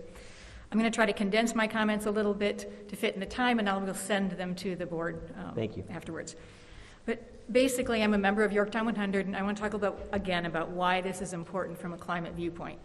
And if you're paying attention to the news in the last year, there's been a lot of comments about this, from the COP26, the Global Climate Change Conference in Glasgow, to President Biden's comments last year, to New York's Climate Leadership and Community Protection Act, which was adopted in 2019. All of them basically agree that by 2030, 9 years from now, we need to cut our greenhouse emissions by half, and by 2050, we need to be carbon neutral. So we're talking a 10 to 30 year time frame where we need to get rid of all of our carbon emissions. And one big source of that is our buildings. And so basically what we're talking about is converting all of our buildings, commercial and residential, to efficient electrically powered heating systems. In light of that and the daunting task that will be to convert existing buildings, the idea of building 400 new residential structures at this point that are based on conventional fossil fuel heating seems unwise, short-sighted, and fiscally irresponsible, because within a few years they would have to be retrofitted too. So it seems like this new overlay law allows Yorktown a really unique opportunity to incorporate sound, climate-safe building practices as a condition of the increased density that the overlay districts allow.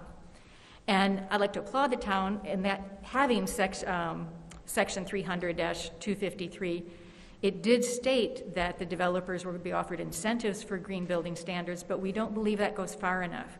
We believe that requirements beyond the LEED certification should be codified into the law.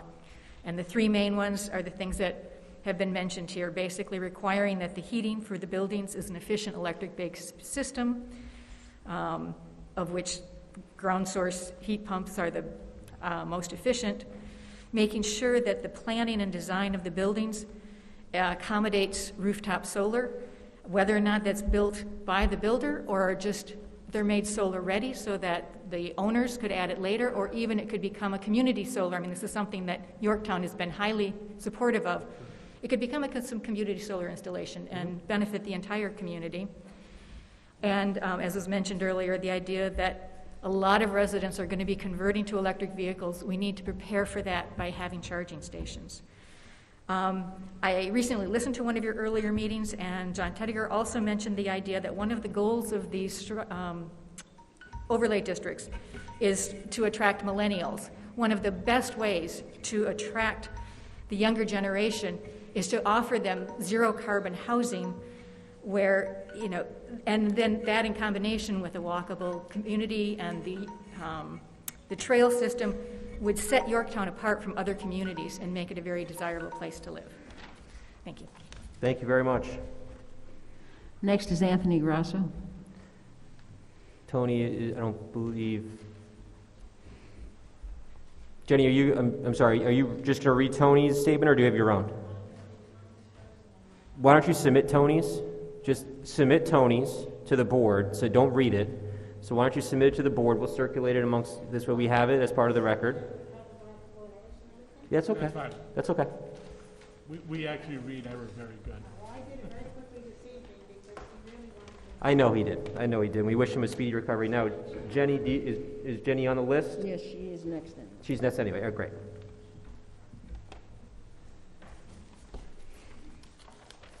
Mine is very short and very brief. I know there's been many, many discussions regarding the overlay plan. How could you not know about it? Every paper we picked up, there was so much written. I have lived in Yorktown for many years. I purchased a house here in the early 50s. I'm still in the same house and love Yorktown. Much has been developed and many public hearings have been had. There are always those who object, those who approve, and those who just don't care. Never to my knowledge have we had a public hearing that everyone agreed. I think that the overlay plan was discussed many years ago and included in the comprehensive plan. Now is the time to really think about it. Would it be beneficial to our town? We have to think what is best for our town, not just for a few. Let me repeat that. We have to think what is best for our town of Yorktown, not just for a few people, but for all. The overlay plan would bring much organization to develop in our town, and many questions would be answered if we have this plan. We have a beautiful town here. Let's continue to develop it for the people. We would not have the population that we have if we're not a great place to live. And this, my last sentence, just remember seniors are very important to have in town. Let's give them a place to live instead of sending them to another town. So I guess you can tell from what I said, I definitely approve of the overland plan 100%. Thank you. Thank you, Jenny. Next is Rosemary Panio.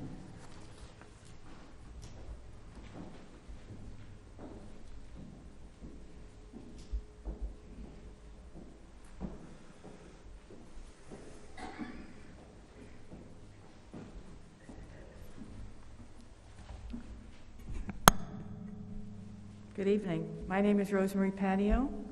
I've lived in Yorktown for 50 years. I've raised my children here and my grandchildren. I currently chair the Senior Advisory Committee, along with Jenny Menton, who's our vice chair, and Darrell, who's here, our secretary. We are very thankful for the advances in health care, which enable us to live longer and better. However, we must face the reality that we will not be able to do what we've done in the past. As seniors, we're attempting to make wise decisions about our futures. Moving forward, whether our choices have to be made to downsize or whether they be financial. What we know definitely is that we want to remain in Yorktown, close to our family, close to our friends and neighbors, and close to our church.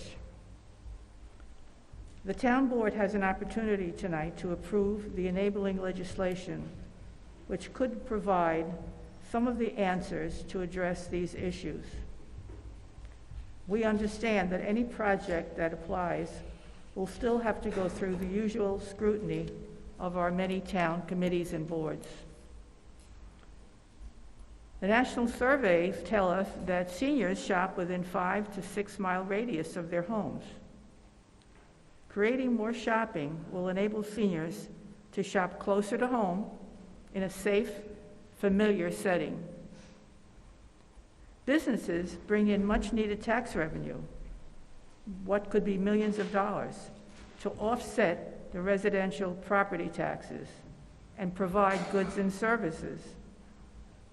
It also offers first-time employment or jobs to our young people,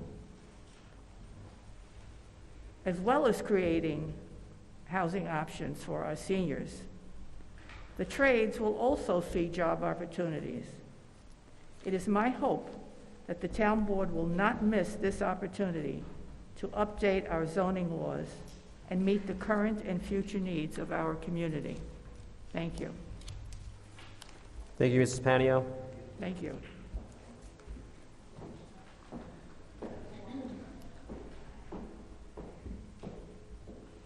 Next is Trish Sullivan Rothberg.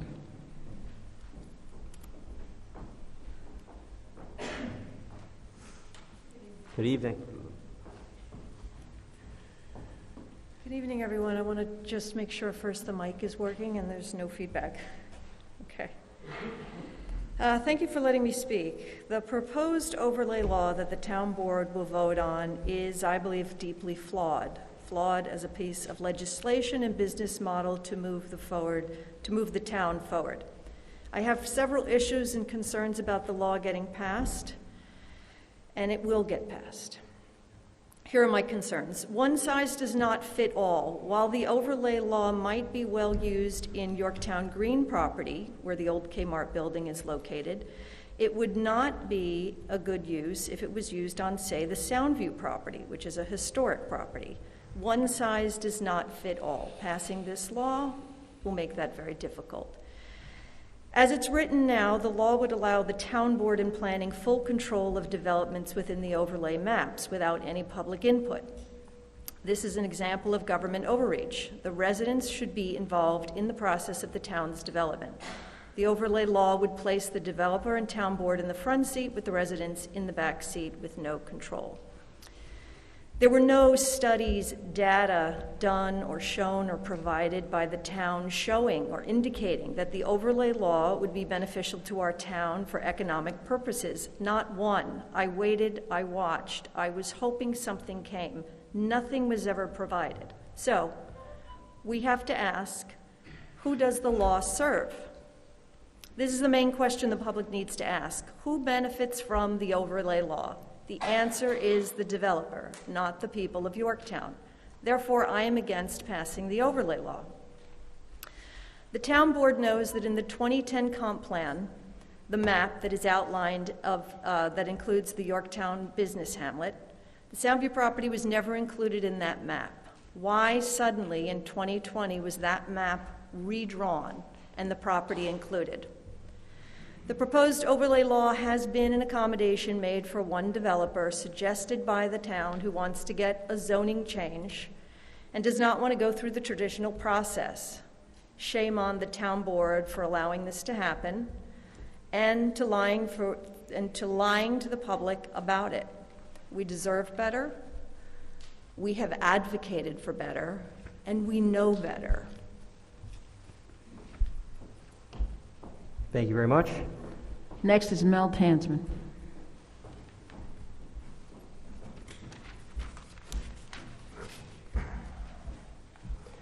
Good evening, Mr. Tansman. Good evening, everybody. Supervisor Slater, council members, Mel Tansman, 30-year resident of Mohegan Lake, and a member of the Westchester County Housing Opportunities Commission. Tonight, I support the establishment of overlay districts with certain conditions.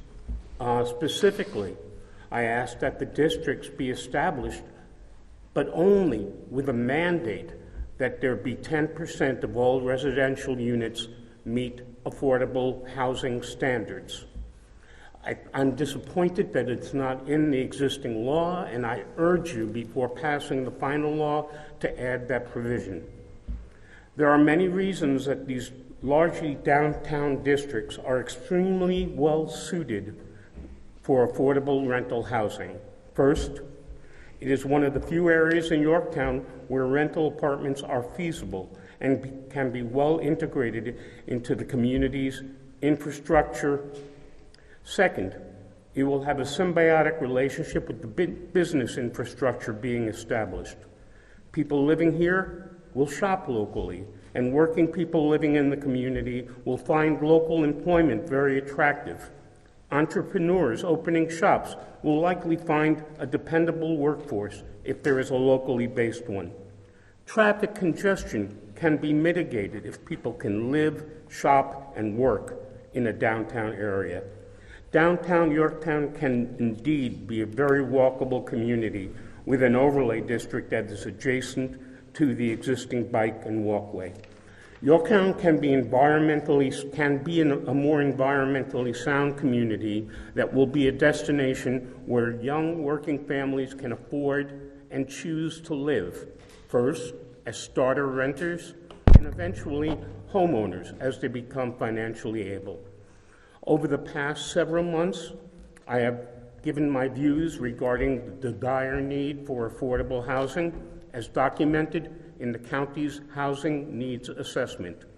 In summary, there is a documented need for affordable housing options as a significant number of current residents are burdened by housing costs. That means paying more than 30% of their income on housing costs. Our seniors must adjust to less disposable income, and our young adults, many of whom wish to remain but find it more difficult to do so. Our county has recognized affordable, diverse housing as a critical, high-priority need. Yorktown can be a partner in these efforts and benefit from the investment of county funds, or it can be obstructionist and lose valuable resources. We can't have it both ways. Regardless of our political affiliations, I truly hope we choose wisely to work for the benefit of all Yorktowners rather than a small minority who may be resistant to change. Yorktown is at a turning point. Including affordable housing in an overlay district will be a vitalizing tonic for the town we all love. Thank you. Thank you, Mr. And have Tansman. a great holiday. You too. Thank you. Next is Walt Daniels.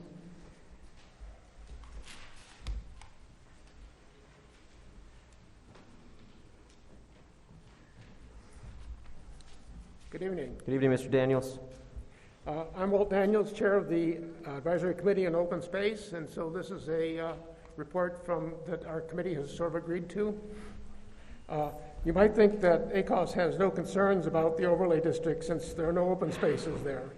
But we do, because one of our major concerns about open space is making sure that they are connected to other open spaces. An example is the former route of the rail extensions from Railroad Park to FDR along Downing Drive. Currently, there are talks about formally marking road striping this route. We want to make sure that that happens and is in the overlay plans. Additionally, ACOS interacts most strongly with Parks and Recreation Department, who typically owns most of the town's open space. Part of the Underhill Farms proposal was a building for a senior center and office space for Parks and Rec. But that proposal is very flawed, not providing enough parking space for either or both. The overlay district should consider recommending that the entire property be purchased as parkland, with the historic building being used as a senior center and Parks Department office with ample parking for both. It should further be developed as a formal urban park featuring the pond and some trails to the north near the wetlands, or alternately limited condo or rental housing, no commercial space. It might be useful to also provide space for the planning department, making this site and town hall a government campus, making interactions much easier.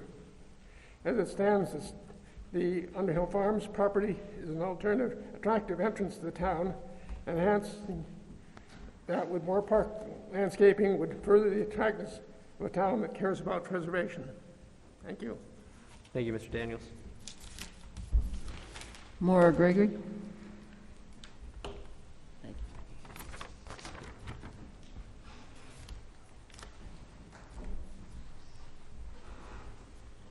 Good evening. I'm Maura Gregory. Good evening. Have lived in Yorktown for over 30 years. I'm a member of the Community Housing Board. Initially, I want to say I agree with the comments of the Yorktown 100 folks who have spoken tonight. They have made some very insightful points, and I can say geothermal would be a very important thing to have. My home has used geothermal heating and cooling since 2009. I haven't had to buy fossil fuel since then. It's very efficient. It works beautifully. The Community Housing Board has sent you a statement through our chair, Ken Belfer, who could not be here tonight. I ask every member of the board to please read that. He also attached to it a memo that we on the board adopted in February of this year, asking the town board to make a 10% affordable housing set aside an important and integral part of the overlay district. And you have previously received legislation from us that could be the model for that could be adopted right into it. But what I would really like to emphasize tonight is how much of an incentive already exists for developers in this overlay proposal. There's a tremendous amount of increased density of housing that is possible, that would be permitted through the use of this overlay process. Now, in the past, there have been past administrations and even some current members of the town board who have taken the position on affordable housing that while just requiring developers to build affordable housing without giving them something in return is not fair. Personally, I don't agree with that, but I understand the argument. And I think that this proposal is the perfect place, it's the perfect vehicle for affordable housing in this town, because the increased density for the developer that is available is a tremendous incentive. And there's no reason why the town can't say, in return for that developer, you need to give us affordable housing. As Ms. Panio mentioned, we need housing options for our seniors. As Mel mentioned, we need housing options for young people. I have a 20-something child living with me at home. He can't afford any place to live around here. He's thinking of leaving the state. I mean, we're losing our young people. We don't have enough affordable housing options. This proposal is the perfect place to put it. And we're talking about attracting millennials. Well, not all of them can afford market rate housing. Many of them, like my son, cannot. Many seniors cannot. Many young families starting out cannot afford market rate housing. It would be a tremendous benefit to the town of Yorktown to require at a minimum 10% set aside of affordable housing as part of the overlay district. Thank you. Thank you, Ms. Gregory. Next is Jane Daniels. If I could just remind everyone, please ensure that your masks are properly on.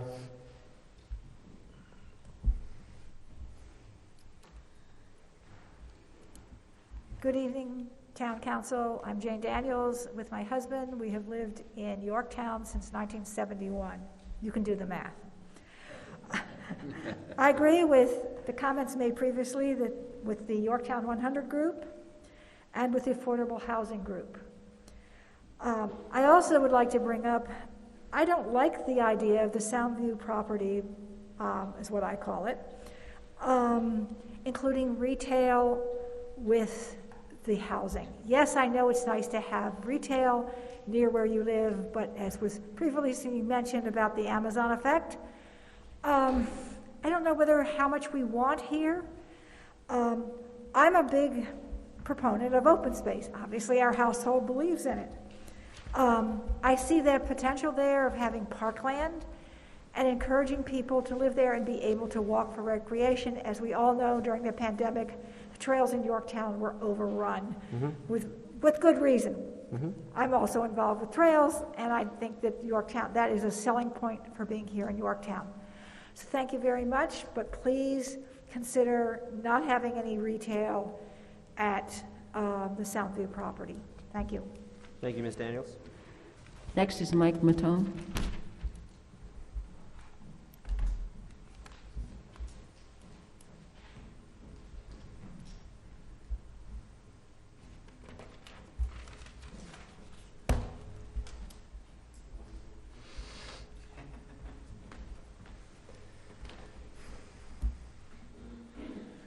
Good evening, everyone. I'm Michael Matone, Windmill Court. I've already shared data with the town board from the 2019 Housing Needs Assessment, the Hudson Valley Pattern for Progress, talk about challenges we face attracting young families and small businesses. Wanted to share some additional data tonight. Zip code data from the U.S. Census website, pulled from 2019 ACS survey and census estimates. Yorktown Heights, 10598 zip code, is the 9th largest population out of 73 zips in Westchester. It is 58th out of 73. And the percentage of Gen Y and Gen Z residents, 37.11%. That's people born between 1981 and 2012. And it's 18 highest in median age out of 73 zips, with a median age of 45 and a half. Why I share this information is because it's critical that the Design District Overlay Zoning Law that we passed helps solve these issues and make Yorktown a more viable option for both businesses and young families without any potential avenues for developers to circumvent our goals and focus on near-term profit maximization efforts based on current town demographic makeup. The affordable component that's been discussed and recommended by the Community Housing Board, which I'm a member on, I am in support of. I believe affordable housing for young families is critical to us to accomplish our goals. I know Supervisor Slater mentioned in a previous courtesy of the floor that he was very fortunate to find a rental in Yorktown at an affordable rate, and we think that we want to keep residents like Supervisor Slater in Yorktown instead of having them go other places. I know I'd love to keep Matt in town. More importantly, no age restrictions. I believe that for the overlay districts, it should be in writing that there is no age-restricted housing allowed in an overlay zone. With the increasing popularity of 55-plus active adult communities in our area, which is hugely important, we must make sure, though, that developers do not take advantage of zoning flexibility to build housing that is age-restricted and counter to the stated goals of the town related to the overlay zoning law, which is attracting more Gen Y and Gen Z families to town. And specific to the Heights Overlay District, if the town has not already done so, I implore the town board to commission a traffic impact study of potential changes that could be made to Commerce Street, Veterans Road, Downing Drive, and Kear Street to promote the town goals of a more walkable and vibrant downtown. This may or may not include expanded sidewalks, bike lanes, partial road closures for pedestrian traffic, shade trees, and on-street parking. I moved to Yorktown in 2016. Unlike many of folks here tonight that have been in town for a long time, I came here recently because of the great prospect of raising my 2 young children here in Yorktown and the future that Yorktown holds. And I'm confident that with the leadership of the town board, town supervisor, and all the folks that worked on this plan, we can finalize this overlay district to become the right and best possible option to bring Yorktown into the future. Thank you very much for your time. Thank you, Mike. Jim Casciola.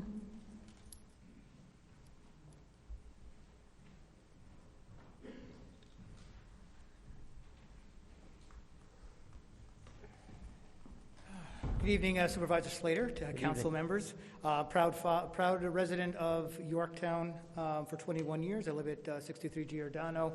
Proud spouse of a wife who is a Yorktown lifer, and proud father of 6 children, 5 of which have graduated from Yorktown High School. The American Planning Association defines an overlay zone as, quote, a zoning district which is applied over one or more previously established zoning districts, establishing additional or stricter standards and criteria for covered properties in addition to those in the underlying zoning district. Communities often use overlay zones to protect special features such as historic buildings, wetlands, steep slopes, and waterfronts. Overlay zones can also be used to promote specific development projects, such as mixed-use properties and developments, waterfront developments, housing along transit corridors, and affordable housing. Research about the application of overlay zones in other communities around the country confirms that these tools are intended for the protection and the betterment of a community. Consider the Michigan State University's extension of land use. It lists examples for the use of overlay zone tools that include scenarios such as protecting riverheads, increasing buffers on shorelines, and limiting building heights near airports. Clearly, there are areas within the town that were originally zoned for commercial and that were built for the Yorktown of the past, aka big box stores like Kmart. These properties might benefit from the application of an overlay zone to bring mixed uses more in keeping with today's lifestyles. Jumpstarting these areas would also be in keeping with the spirit of our original town master plan. But I must ask, what exactly is the rationale for including other parcels that clearly differ from the abandoned downtown parcels? Where are the studies?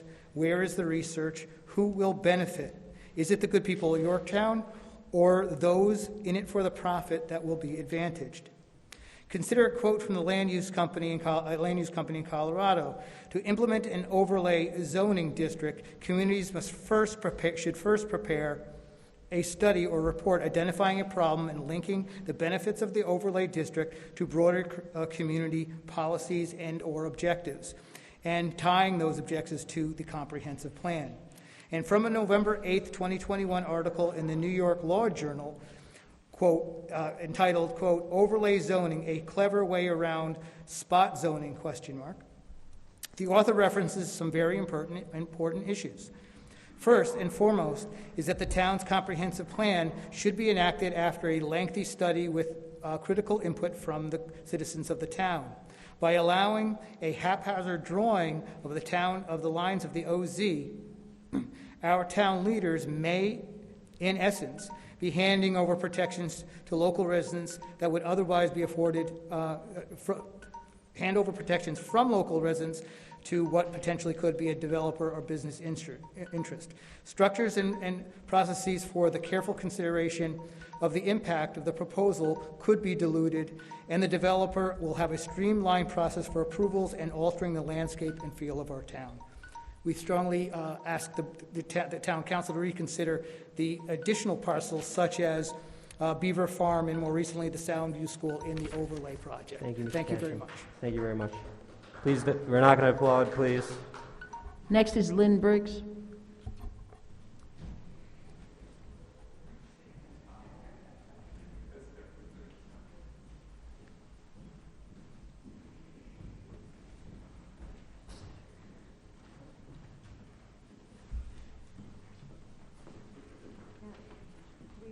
We each are able to speak, but 2 of us can speak and be under the time frame. What would you prefer? No, we're not allowing seating of time. I'm sorry? 3 minutes. You have 3 minutes individually. Okay, all right, perfect. First, if I could just thank Alice and Vishnu and wish them a great journey in their life after municipality. Thank you for all your contributions to the town and service. Good evening, I'm Lynn Briggs, and I'm chairman of the Heritage Preservation Commission. Joining me tonight are my fellow members Adam Fetzer, Christine Sisler, Terry Nauman, and Tom McLaughlin. We are volunteers who love Yorktown and our heritage. We are appointed by the town board to apply the preservation law, collaborate with town leaders and residents and the development community to promote, restore, and reuse the buildings and sites of our past. Blend old and new, making Yorktown, creating a sense of belonging and shaping our understanding of who we have become. As you know, the town motto is progress with preservation. There's always tension between progress and preservation. This is natural, it's expected, it's healthy, and it's good. It helps improve our quality of life and makes Yorktown a more interesting place to live, work, and play. So as proud guardians of our heritage, and after reviewing the proposed law several times, it is in this context that we submit the following recommendations into the public record. Based on our assessments, the HPC believes several provisions in the proposed law impact the existing preservation code, Section 198, and are confusing and redundant. Specifically, the new law proposes to establish a third designation type called unique buildings when two already exist in the preservation code. They are the landmark and homes of historic distinction. Unique buildings are defined in the law as existing buildings that should be retained because of their distinctive cultural, architectural, and historical references to the town's history, as decided by the town board and listed herein. 14 of these unique properties have been listed in the law by specific address, but there are no cultural, architectural, or historic criteria or standards defined in the law for these unique buildings. There are no criteria or vetting has been applied to justify their inclusion. So the question is, why are we adding a third designation type, unique buildings, and how does it differ from the current two, landmarks and homes of historic distinction? What is its justification? Adam? Hi, I'm Adam Fetzer. I'm a member of the Historic Preservation Commission. I'll continue the Commission's statement. In addition, the new law proposes to set up another and redundant route to historic designation within the OZ, when Local Preservation Code 198 already spells out how designation occurs today. Doing so sets up two paths to designation in Yorktown, one inside the OZ and one outside the OZ. Unlike the Yorktown Preservation Code based on New York model law, the proposed law is not based on any legal standards for historic preservation efforts, including roles, accountability, process, application, approval, appeals, and enforcement. Further, the new law proposes to name the town board as an additional designating entity with referrals from ABACA when ABACA has declined this role and the HPC already plays the lead role. ABACA's refer-out feedback stated ABACA does not feel it should be included in developing the criteria for such structures or trying to determine their historical value. Adding two more entities into the historic designation process will create unnecessary role confusion. Referrals of unique buildings will be handled by ABACA. Designation of unique buildings will be done by the town board. Recommendations for landmarks by the HPC. Designations of homes of historic distinction from the HPC. Approval of landmarks from town board. If the town board assumes this expanded role, it will need to apply the approval criteria and follow a process, including enforcement, none of which is defined in the law. As the designating entity, the town board will need to authenticate proposed structures through deed searches, historical research, and resolve issues about the property. The question is, does a part-time town board have the time or skills for this role? Finally, the new overlay law proposes to establish a list of unique buildings directly in the law, rendering the law out of date as soon as the building status changes, such as with demolition.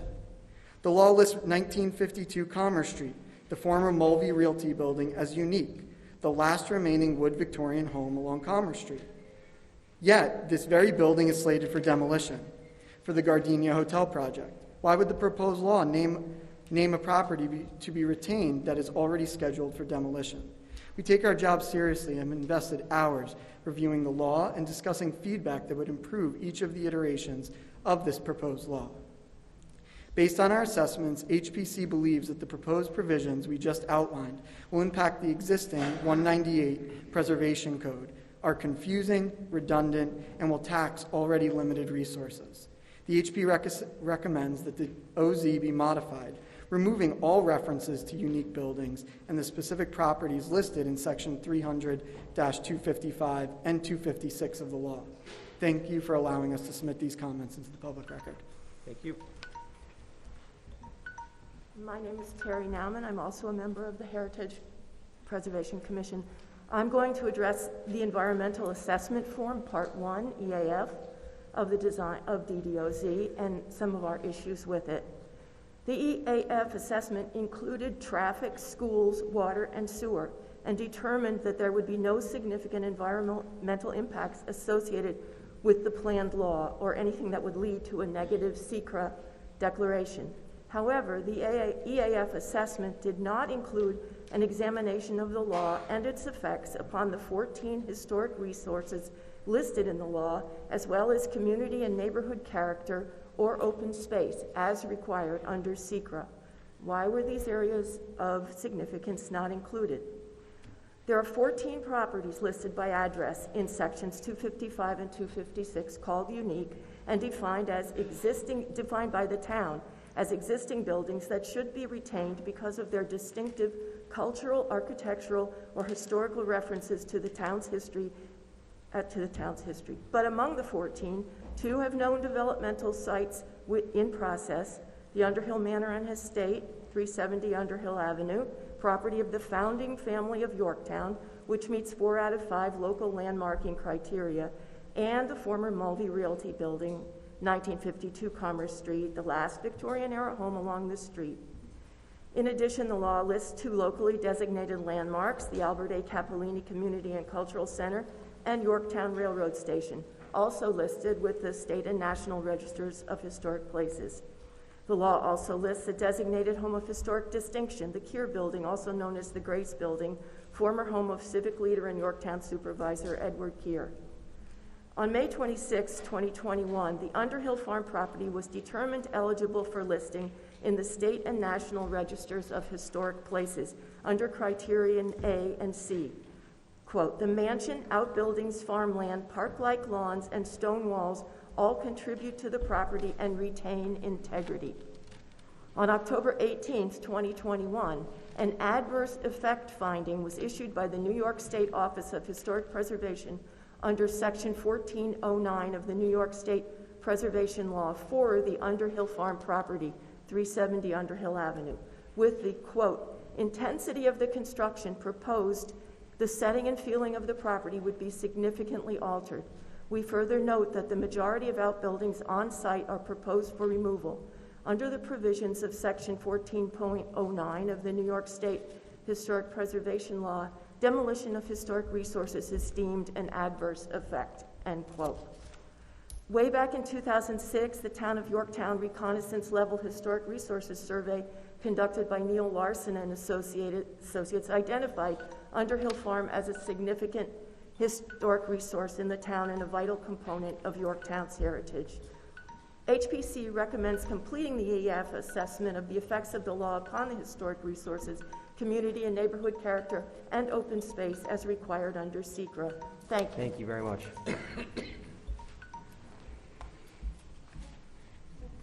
Thank you. Thank you all.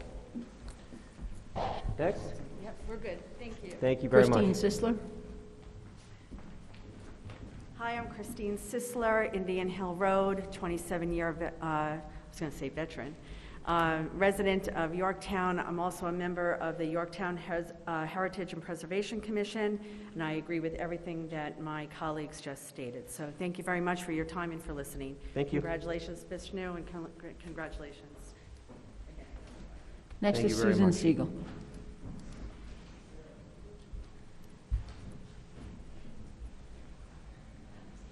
Before you set your timer, I'd like to say that before I was preparing my remarks, I asked the supervisor's office twice, last Friday and on Monday, if there were any time limits. I did not get any response. So going on usual practices, I planned my comments for 5 minutes, and I would appreciate that time. You can submit your comments to the town because board. I did not get a response. Thank you. I can also not predict the future, Ms. Siegel, so I cannot predict how many people are going to be here tonight. 3 minutes is the limit. Thank you could very have much. responded and said 3 minutes. Thank you. You got a response from the town clerk? I agree with the town board. 3 minutes is the time limit. I agree with the town board on the need to revitalize Yorktown's business hamlets, especially the Yorktown Heights hamlet. And like most residents, I'm very supportive of efforts that can lead to the redevelopment of Yorktown Green. But I don't agree that the overlay law, as currently written, is in the best long-term interests of our community. Here are 3 reasons why I urge the town not to adopt the law again as currently written. The first reason is that the Soundview property doesn't belong in the proposed Yorktown Heights overlay district and should be removed from the district.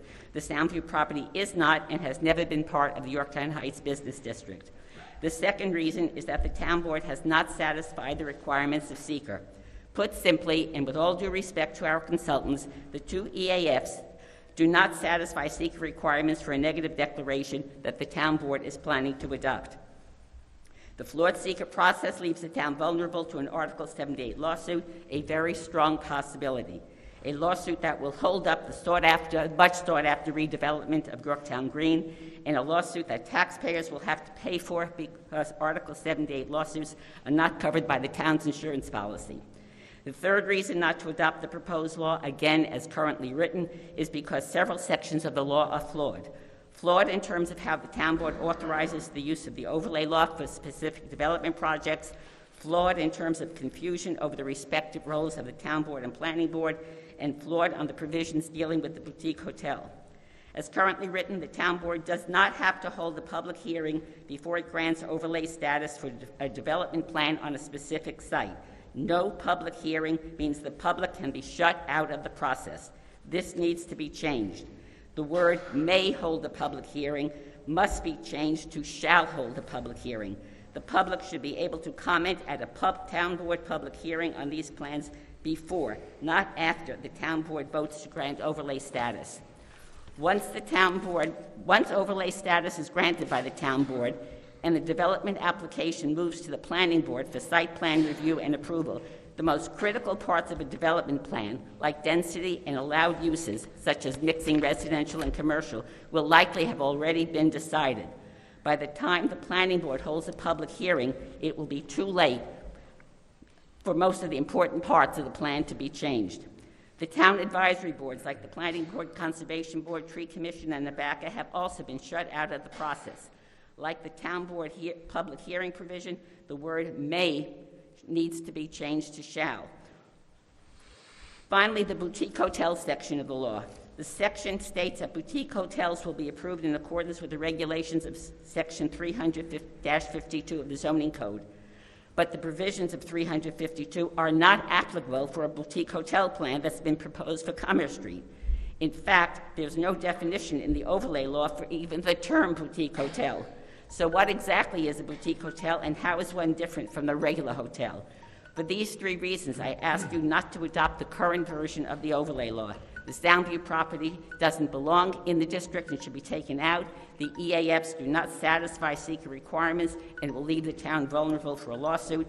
And there are problems with several portions of the text of the law, and you have ignored much of the planning board's previous April memo that talks about problems between the planning board and the town board. Thank you. Thank you for your comments. Next is Rick Cipriani.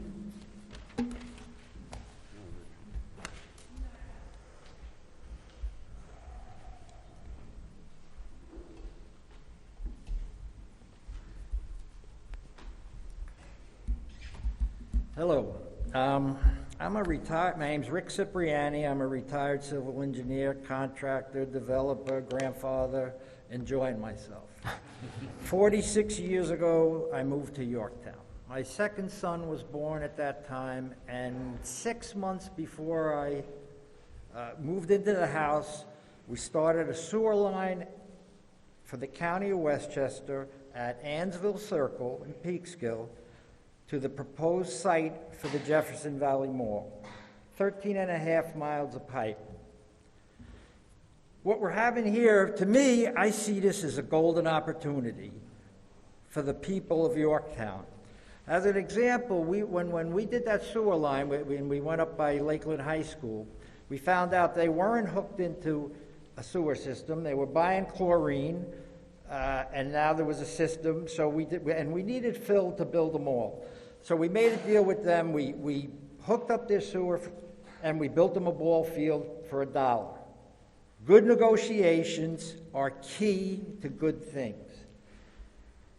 I think it's the Stony Street Fields. I believe Michael Grace was the supervisor. Somebody negotiated that. The town got $3+ million in work, cost nothing. My point being, again, as an opportunity to fix up this town, because where was it, Kohl's or these big empty buildings and those parking lots? I mean, I think with good bargaining, I mean, you could, if you wanted to, you could almost make, I don't want to say a quaint village, but there's so much we can do to improve this town. That's terrible. And there's going to be different opinions and stuff have to be brought in, but that's all part of negotiating. You got to start somewhere. So for me, I see it's income for the town, gets rid of some really lousy-looking spots. Young people may be able to live in those places. Town employees may be able to live in those places. Seniors may be able to live in those places. Good negotiations. Town supervisor, town board, town planning board can benefit the people of this town. Thank you. Thank you, Mrs. Cipriani. Please hold your applause. Please hold your applause. Next is C.J. Diven. I'm sorry, the next person? C.J. Diven. Mr. Diven? Is C.J. Diven here? Is he out in the hallway? Going once, going twice, otherwise we're going to keep cruising. Next is Brian Wolfson. Brian Wilson. Mr. Wilson, come on up. Wolfson, excuse me, Wolfson. Yeah, no. Mr. Wilson, good to see you. Hope you're feeling well. Yeah. Good evening. Brian Wolfson. I've been a resident for 45 years. I moved to Yorktown because it was the place to come. When I moved here, I could walk downtown, I could shop. Now, after many years, and my fault for not being involved, everything has been rejected. Yorktown has the reputation of the place you don't want to come as far as business. It's time, and I commend this board for putting in the overlay or proposing the overlay. As far as people saying, but developers are going to profit. Well, guess what? How many of you Please who direct own your a comments house over are here. giving it away? Direct your comments to the board. Sorry. That's okay. As far as sound view in the overlay, it enhances it. Everybody's saying open space. We have open space. The planning board can control how that open space is maintained. It's going to add tax revenue. It's going to have minimal impact on the schools from what I heard tonight from the planners. So I don't think there is any downside at all to this, and it's going to afford people the ability to stay in town. Thank you. Thank you very much, Mr. Wilson. Next is Doug Offner. Is Doug Offner here? Yep.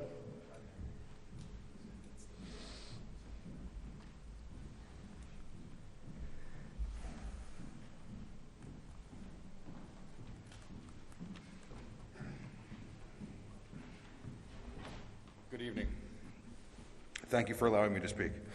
My name is Douglas Offner, and I live in Yorktown Heights at 340 Essex Fells Court, Yorktown Heights. I'm in favor of the overlay zone and keeping Soundview part of it. The plans have been available for almost 2 years. It's an awesome plan to move Yorktown forward. Please vote on this tonight. Short, simple, and sweet. Thank you. No applause, please. Thank you very much, Mr. Next is Offner. Kevin Burns. Sorry, the next was? Kevin Burns. Kevin Burns. I don't believe he's here. Okay. Next is Jay Kopstein. Mr. Kopstein.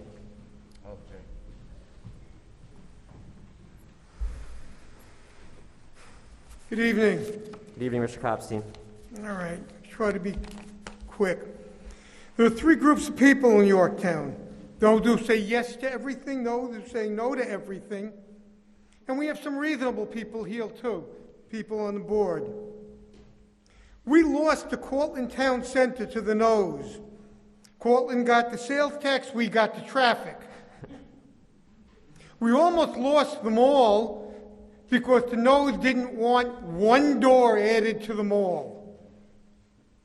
We lost Costco. Costco would have generated more in sales tax than Lowe's does. We lost the state infrastructure improvements on 202 to 6 because of the Cortland Town Center. Initially, I was concerned about including Underhill Farms, but as long as the planning board has the approval authority, I think we should go forward with the new overlay district. The Underhill Farms alternative might be to build as a matter of right, where we may lose access, which they told us we would have for walking. We may lose senior citizen parking and possibly have a gated community. Incidentally, there's a gentleman standing behind me, or sitting behind me, Mr. Tegeta, that doesn't allow anything to slip by. So I've got the ultimate confidence that he'll keep us straight. Thank you. Thank you, Mr. Kopstein. Thanks. Next is Dan Strauss. Is Mr. Strauss here? Yep. Thank you, Mr. Strauss. That's okay. Take your time. Just watch. If you're coming on up, I should have said it earlier, please just watch out for those wires on the ground. I guess I'm just going to go for it here. The winery at St. George. Oh, Dan Strauss, 55-year resident. I think I topped everyone. And maybe I should only be a 2-year resident and 35 years old. Continue, please. The winery at St. George. Does everyone know it? It's up for sale on Route 6. When it was advertised in the paper, there was an article about it. It said it was in a transitional zone. We have been led to believe that the Soundview property is an ideal transitional zone. To compare the two is akin to saying the earth is flat. I do not believe that.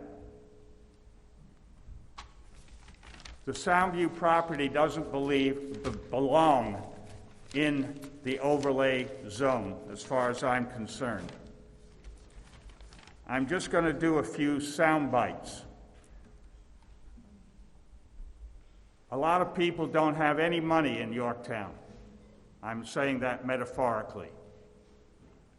I'll bet you that 25% of the people shop for groceries in Yorktown. The rest of them shop outside because they can't afford it. I believe there are myths that are spread about Yorktown.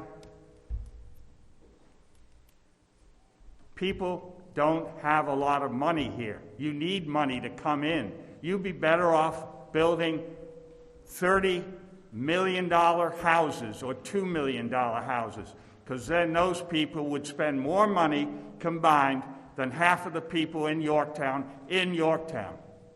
You don't need an overlay district to do what you need to do. There is a development coming in over on the other side of town. It's more than 5 miles, probably, on Catherine Street, Toll Brothers, 160 units on 55 acres, beautiful condos. All the seniors who say they can afford $600,000 and $700,000 and $800,000 for condos and $1,000 and $1,500 for carrying charges, you can all move there. You don't need an overlay zone in the town of Yorktown. There is a siege, an attack, and has been since Depot Square was in the mix, on the fabric of this town. This town is a single-family town. It is not an apartment town. You will have 1,000 apartments within 5 years in the overlay zone, right downtown Yorktown. You will have 1,000. If that's what you want, go for it. I'm going to end on one thing, one note. Quickly, please. There's a song that was written in the 1930s.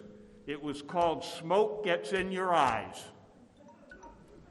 Many people, I got a little humor here. Okay. Quickly, when please. a lovely flame dies, smoke gets in your eyes. Those are the last 2 lines. It's a love song.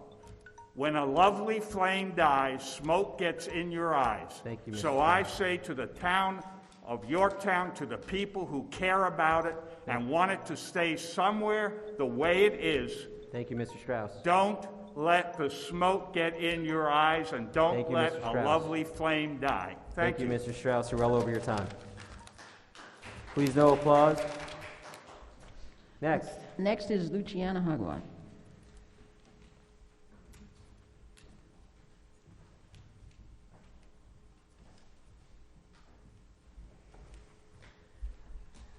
Good evening. I'm Luciana Howitt. I'm 40 and only been in town for 6 years. But I'm going to go ahead and say it's been really interesting sitting here and listening. And I agree with Rick Cipriani that we have to start somewhere. I hear two facts. One is the overlay district and its development, and the other one is keeping or not keeping Soundview within it. I think the juggle here is to understand that I don't truly believe there's anything else we can do with Soundview at this time besides develop that beautiful land into something that will benefit the entire town, its community that exists here today, and the members of the community to come. It is also very important that we realize what it costs to develop this beautiful town, and how at this point, moving it forward is reinvesting in not only what we call the fabric, but for each one of us allowing the fabric of Yorktown to be developed. It is not my view, but also the view of others, that when we bring our children into town, it's very limited in experiences, in activities, in places to wander.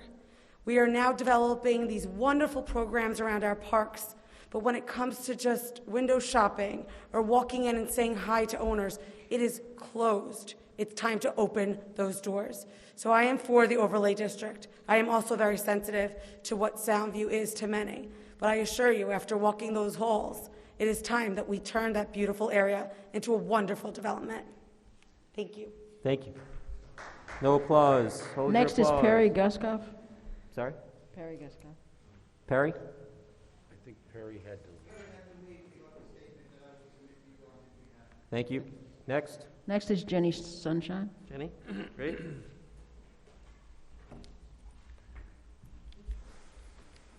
Good evening, Jenny. Hi, good evening. My name is Jenny Sunshine. I'm an 18-year resident, but my in-laws have been here since 1969. Regarding the overlay district, I just have 3 comments. While mixed-use development is a good thing for Yorktown, I think, the areas drawn of the overlay district seem arbitrary. What about our other business centers and hamlets in Shrub Oak, Mohegan Lake, Jefferson Valley, and along 202? I think more time and more thought ought to go into creating such districts.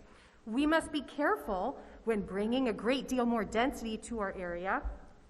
Traffic, sewer lines, water lines, environmental impact first need to be independently assessed, and then we have to understand that more development means that we will become more urban, more dense, more possibly polluted, more stressful, and perhaps not the place that we meant to raise our families. Speaking of the density issue, however, if we do go that route, I also agree that we do need affordable housing options so that we can be a fair place for all residents that wish to live here. Now, the third thing, I believe it is vital that the Underhill Soundview property be removed from the overlay district, because it is not an equal piece of property to the surrounding parcels. The Underhill Soundview property is of extreme historical significance. The property is just a tiny sliver that is left of Mr. Edward B. Underhill's vast farm of 240 acres that extended far into Yorktown. In fact, the railroad station, also known as Railroad Park, that Mr. Underhill helped bring, has been listed on the National Register of Historic Places since 1981, and the Underhill Soundview property is in the process to be awarded the same status. And further, the entire Underhill family has resided here in Yorktown since prior to the Revolutionary War.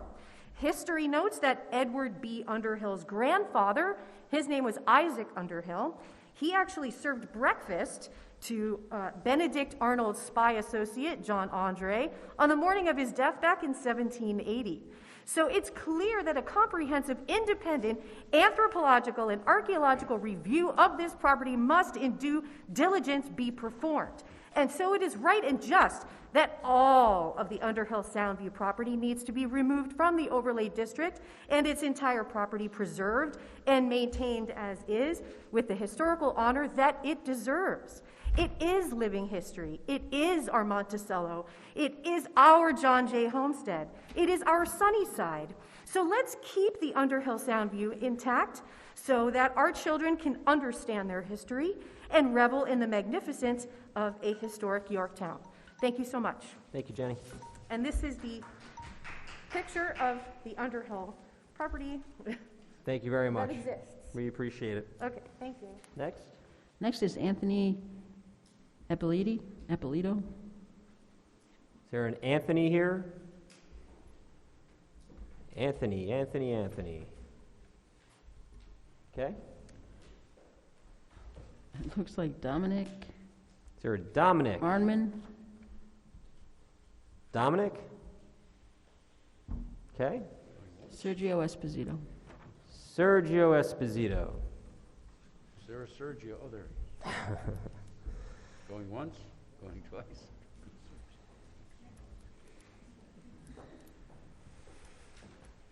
Good evening, everybody.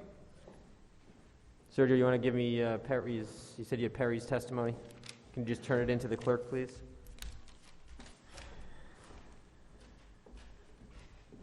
Thank you.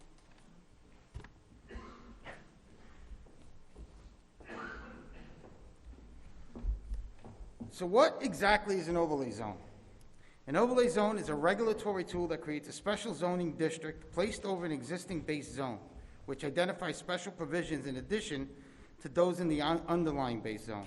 It is a tool that is being used and has been heavily utilized as a game changer in many municipalities across Westchester.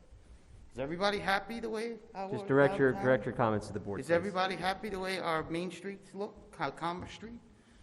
Because if you're not, and if we don't do anything about it, it's not going to get any better on its own.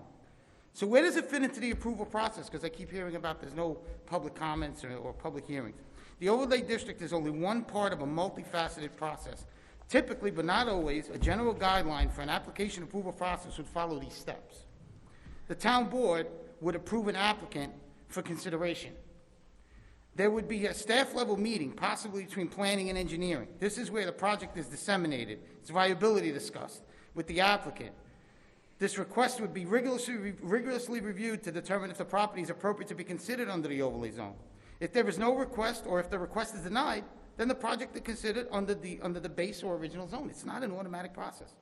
The applicant would then submit an application. The application would be introduced to the planning board. Next, the planning board would review the application, make suggestions, indicate possible changes.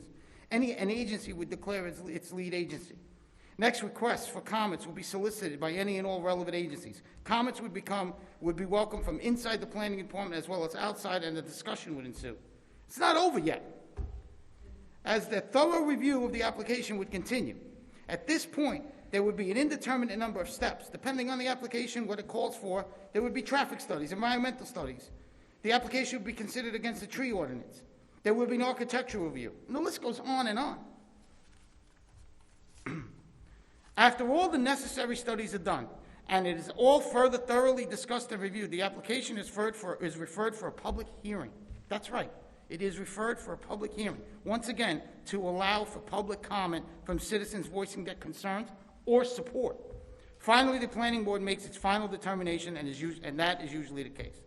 This is just a basic rundown of the requisite steps necessary for a project to get approved. The overlay district portion is only one step in the grand scheme of things, and there's no way a rubber stamp, as people are trying to allude to. Lastly, overlay districting in Yorktown is necessary and vital to our economic health. It will provide the flexibility, the enthusiasm we need in a post-pandemic environment. The business community will greatly benefit from all the revitalization attempts. Times have changed, and everything has changed, and we must evolve with the times. We must rethink and reinvigorate our main streets. Economic revitalization will also help to fill empty stores and empty offices and storefronts. This will protect our business tax base and from landlords seeking tax reductions through the tax certiorari process. As president of the Yorktown Chamber of Commerce, I can tell you that we have thoroughly reviewed and revisited this legislation. We have thoroughly discussed the vast economic benefits that this legislation will yield, and I am proud to say that the Yorktown Chamber of Commerce stands squarely behind this legislation as it is written. Thank you. Lastly, I appreciate all the town board has done and its methodical approach to this legislation. I believe you have done your due diligence tenfold, and it's time to move this forward. Thank you. Thank you, Mr. Esposito. Next is Darrell Lindholm. Darrell Lindholm.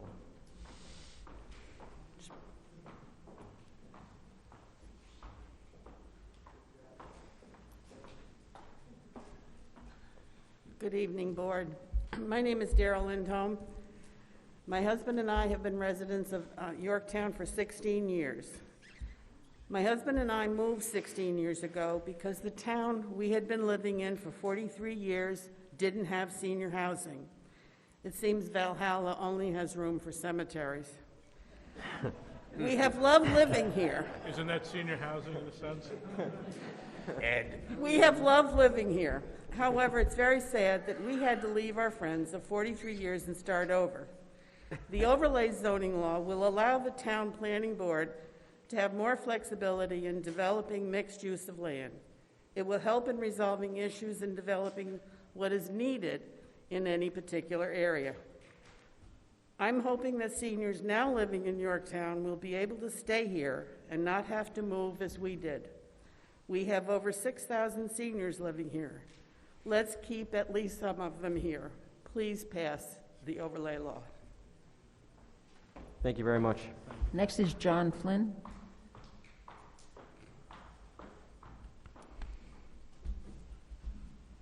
After that is Jerry Schwab. We see Mr. Flynn coming up. That's all I have for it. And then Jerry Schwab is on deck. Mr. Flynn, to the podium, please. Thank you.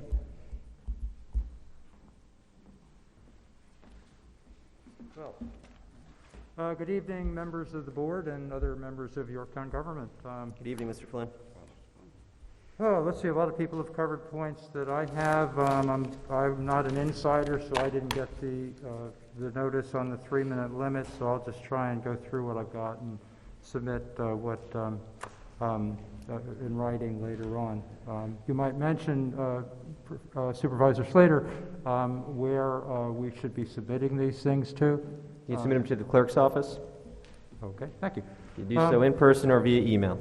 Okay, introduction. My name is John Flynn. I live on Woodsbrook Lane in the Woods 2 condominiums, right on one of the boundaries of the overlay district.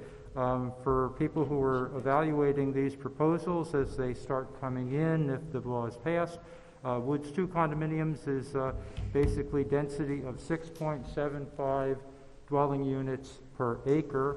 The one proposal I've seen for residential development in the overlay zone comes out to about 150 units per acre. So that gives you an idea of what we used to consider multifamily housing in the Yorktown Heights area and what's being considered under the overlay law.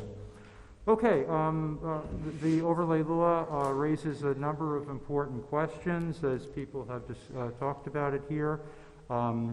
I would say one of the first ones is mixed-use, high-density development appropriate in the Yorktown Heights hamlet.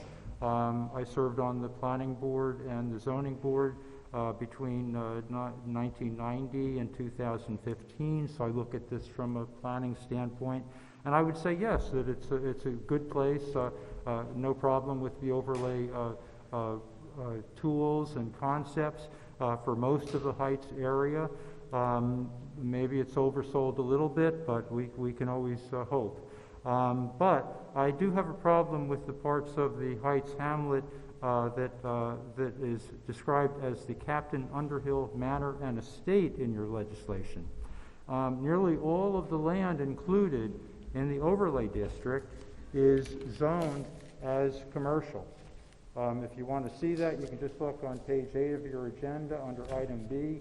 Look down, see just a few properties listed as residential, and the bulk of them are commercial properties. Sorry for the confusion. And so the difference there is under the Underhill estate. That one has been zoned for single family for forever. Section 22055 of the proposed law describes the Heights overlay zone as follows, as this is the description that you guys have in your law. This area was once the center of commerce in the town, was redeveloped during urban renewal to accommodate automobile-centered life with many large commercial buildings and large paved parking areas. Many of these buildings are now vacant as lifestyles and buying habits transition to digital consumerism, making this area ripe for other types of development.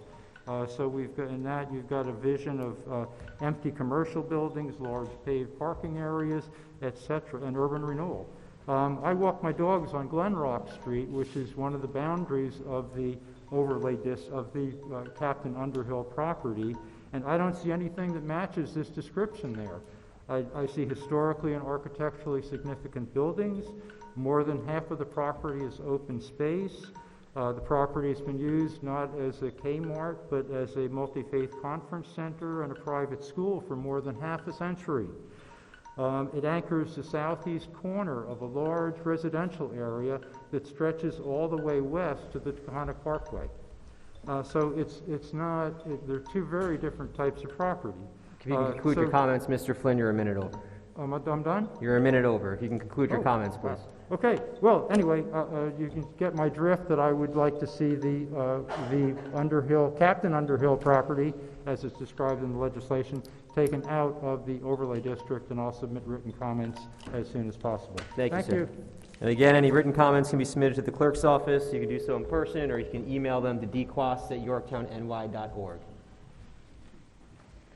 We have one other person, do we not? We do. We have Paul Martin. Is Paul Martin here?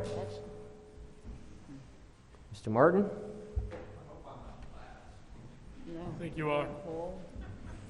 You're keeping us all here, Paul. Yes, you're keeping us all here, Paul. I think it's funny because we started with a Paul, and now we can end with a Paul. And no talking about the Lincoln Depot today. Good evening, Board. Thank you this evening for your patience, and thank everybody else in the room for their patience as well. It's been a long evening, so I won't take up too much more of your time, only 3 minutes, I guess.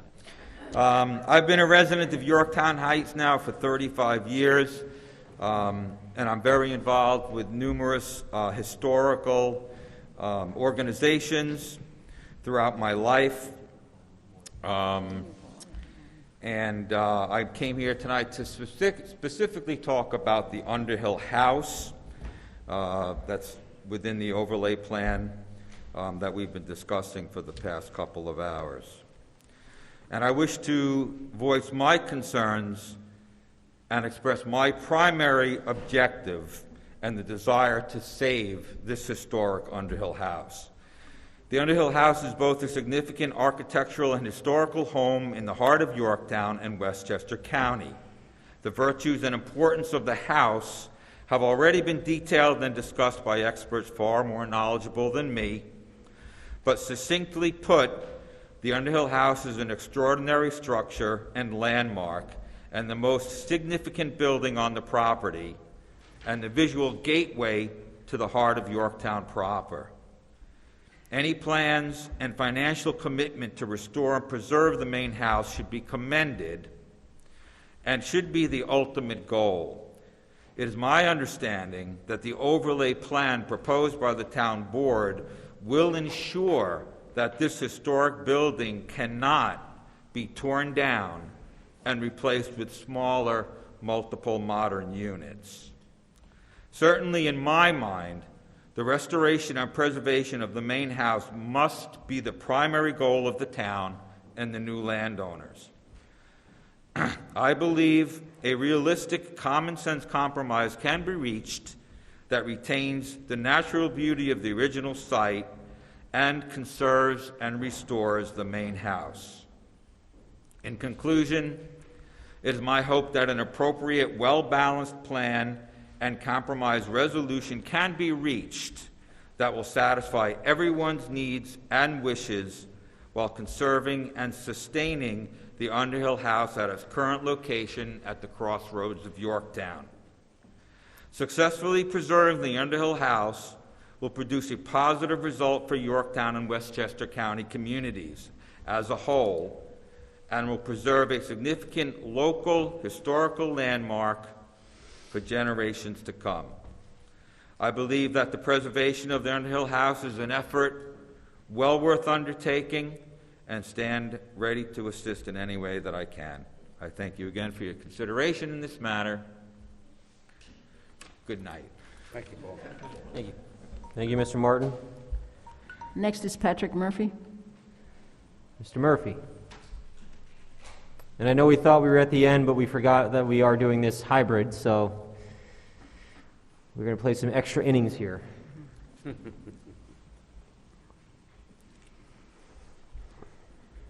Mr. Murphy? Hello, everybody. My name is Patrick Murphy. I've been a resident for 57 years in Yorktown, and I think that the overlay is a good thing. I think that, honestly, it will provide potential housing for seniors, and it's time for a little change. And I think, honestly, that they ended up, if you turn around and you put this together, the historical, I've heard everything about the historical thing.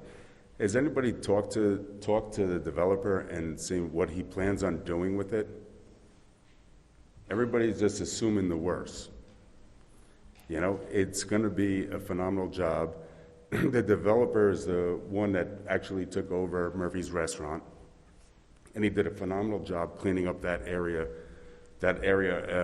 you know, that corner of the Yorktown. I think he's going to do a great job. This has been going on for close to 2 years, and I think the board should vote on it. And I think the overlay should be including with sound view, and it should be voted on, and it's, you know, we have to move forward. We can't postpone this for another 6 months, 12 months. Vote on it.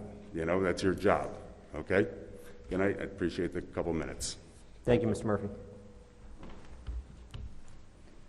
That's all I have for here. So that's all we have for in-person. Is there anyone who has not spoken who would like to speak if you are here in person? Sir?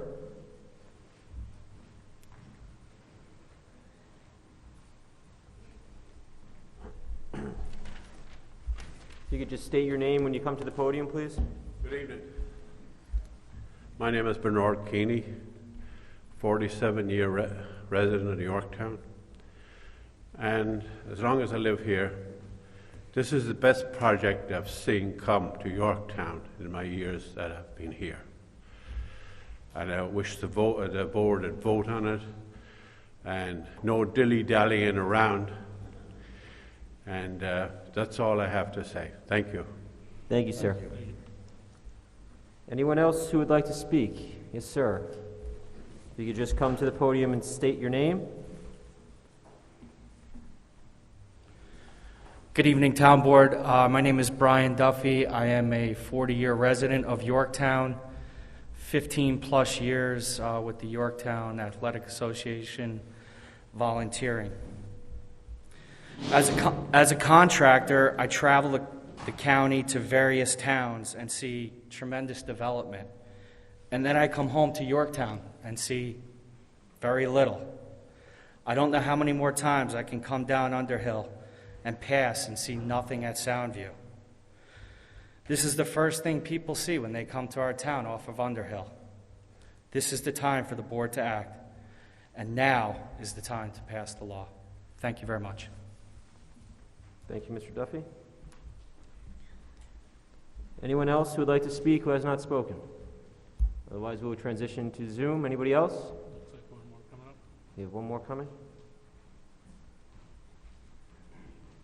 Again, please provide your name when you come to the podium. My name's Andy Walsh, 59-year resident of Yorktown. Homeowner on Allen Avenue around the corner from Soundview. Property owner on Route 202. Thank you to the board for getting 202 back up and running. I believe the overlay zone at Soundview is a great thing for the town. We need more tax revenue. We need some senior housing, as I would like to stay and live in this town. And I think that now's the time to vote on it and move forward. Thank you for your time. Thank you, Mr. Walsh. Anybody else? Yep, please come up, state your name at the podium.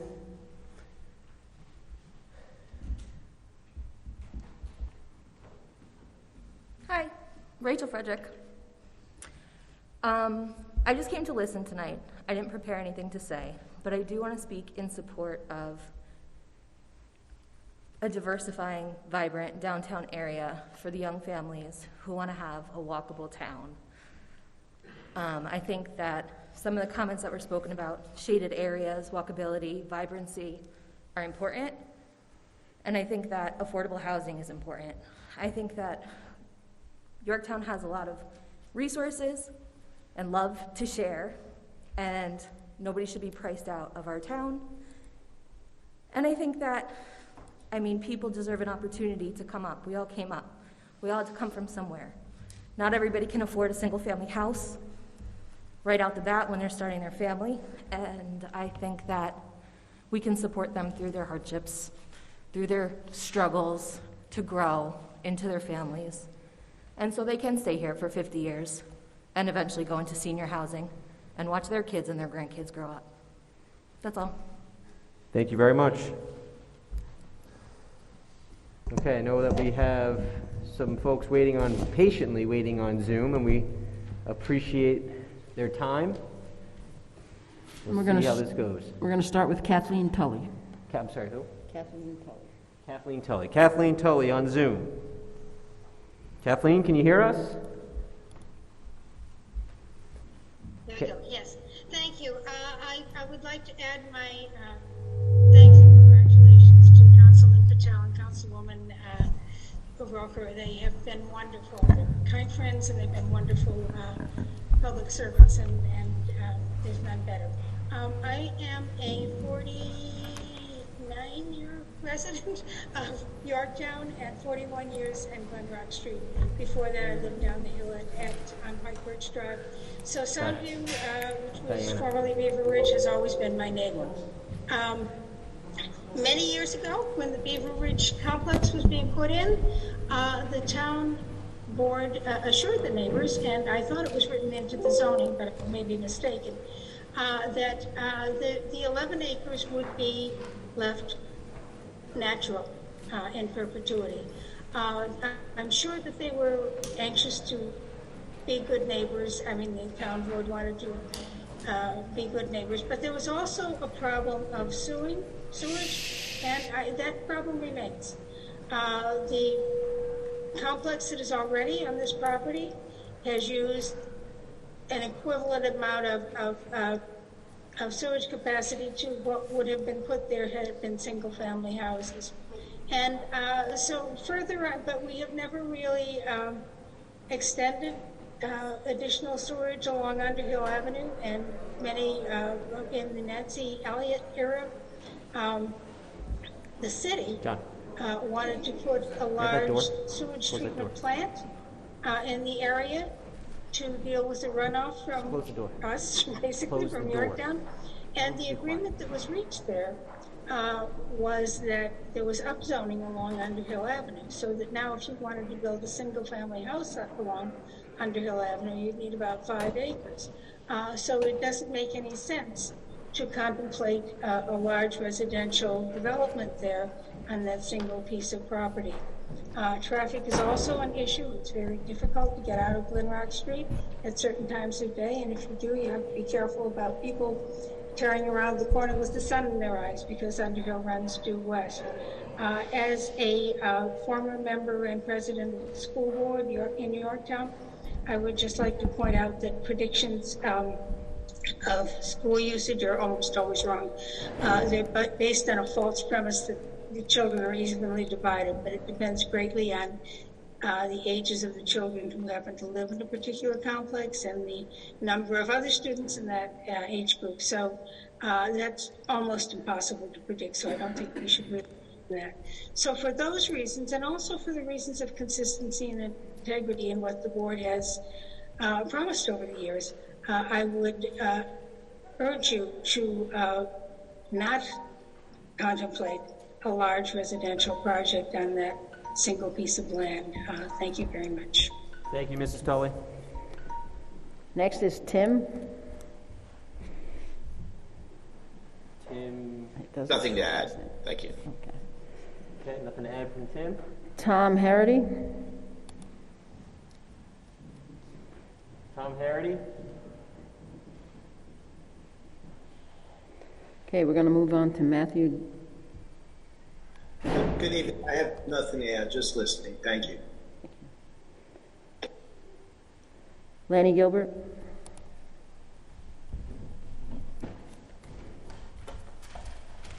Good evening, everyone, and good evening, Supervisor Slater. Good evening, and Mr. the Gilbert. Town Board, Alice, Vishnu, Tom, Ed, and in particular, let me just also very quickly piggyback on everything that was said about Alice and Vishnu and my appreciation for the time that they served with me. I've heard many comments from my neighbors why we should not vote on the law as now contemplated. I've heard comments from neighbors indicating we should. But I believe in particular that we should at least remove the Soundview property from this contemplated overlay zone based upon what I've heard from other neighbors. But I'm going to concentrate on another issue, and mainly a single issue. And I know John Tegeter indicated that it's been over a year since we contemplated this law. But if the work is not complete, then the work is not done. And not everything is good. After all, urban renewal was considered a great concept at the time for this town, and unfortunately it led to our unsightly downtown as it is now. We destroyed many historic properties in the process. But again, I'm going to focus on one issue. Infrastructure, well, 3 times. Infrastructure, infrastructure, infrastructure. As the current board members know, while I was supervisor, the rolling average of the sewer plant 3 years ago was precariously close to the plant permit limit. As a matter of fact, once or twice during that period of time, we exceeded the permit limit for a month or two. At the last presentation, I heard the consultant say that there is sufficient leeway currently, and the addition of the proposed units would keep us below our permit constraints. I don't see it based upon the history I'm aware of and you're aware of. I would ask that we use the words of Tom Diana, who often stated during the solar law comments, I think we need to tap on the brakes here. I'm not opposed to being proactive in addressing zoning that was formulated decades ago, but I want to make sure we do this carefully and prudently. I want to make sure that the consultants are aware of the rolling average and what it's been over the years, and they did not simply look at a fixed point in time when they addressed this issue in capacity when they were looking at the EIF.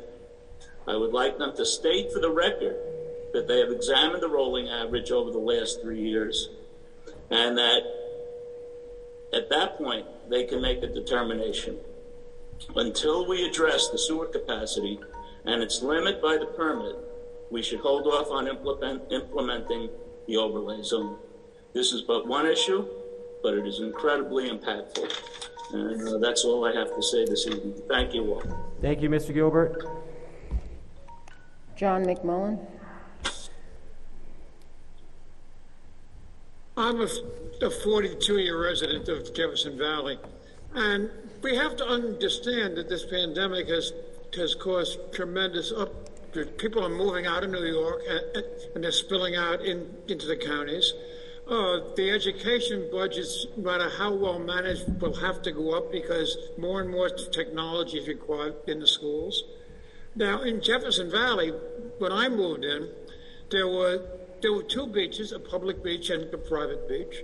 There were 2 bars. There was a restaurant and a what do they call it? Thing for weddings, and they're all gone. There was a the house that had apartments, that was burned in a fire. Now, since then, the Jefferson Valley Mall went up and was very successful for a while. There's 3 strip malls that have done very well, where D'Agostino's is, where the drugstore is and the pizza place is, and where the post office is. So we have to understand there is some change that is needed. Now, I would love to see Jefferson Valley come up with some very, very nice improvements. They talked a long time ago for a hotel going up right by the Taconic. That would have helped the area without impacting anything but the Route 6 traffic, and something would have had to be done there. But the economy on my side of Lake Osceola, where the Valley Market is not existent. The Valley Market's main business comes from people trying to beat the toll Route 6 by coming up 6 and onto East Main Street, and by endangering lives coming down Perry Street. So I'm for whatever can be done in the Osceola Heights area. Now, I have confidence in this town board, as I had in the last town board, and I will in the next town board. They aren't going to let things get out of hand.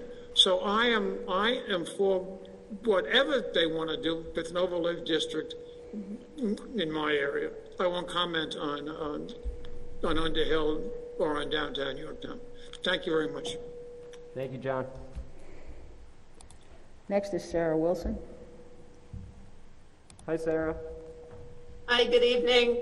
I'm just going to make 2 points. I am generally in favor of the overlay zones, but just 2 comments. One, the intention of the overlay zones is to stimulate growth, provide for revitalization and invigoration of the hamlet business centers, and the zoning codes of each district are supposed to be in accordance with the Town of Yorktown Comprehensive Plan. And so I agree that the districts should be aligned with the goals in the Comprehensive Plan. But when I look at the definition of the boundaries of the Yorktown Heights business hamlet, figure 4.1 in Chapter 4, it clearly excludes the Soundview district, the Soundview property. And in the definitions, the districts are identified as being in accordance with the comprehensive plan. As I've noted in previous comments, you know, the intention is to deal with the Amazon effect, you know, the buildings that need to be redeveloped as a result of urban renewal, the big vacant buildings. You know, obviously Soundview doesn't fit into any of those criteria. So I would ask that the boundary lines of the overlay zone reflect the map that's in the comprehensive plan.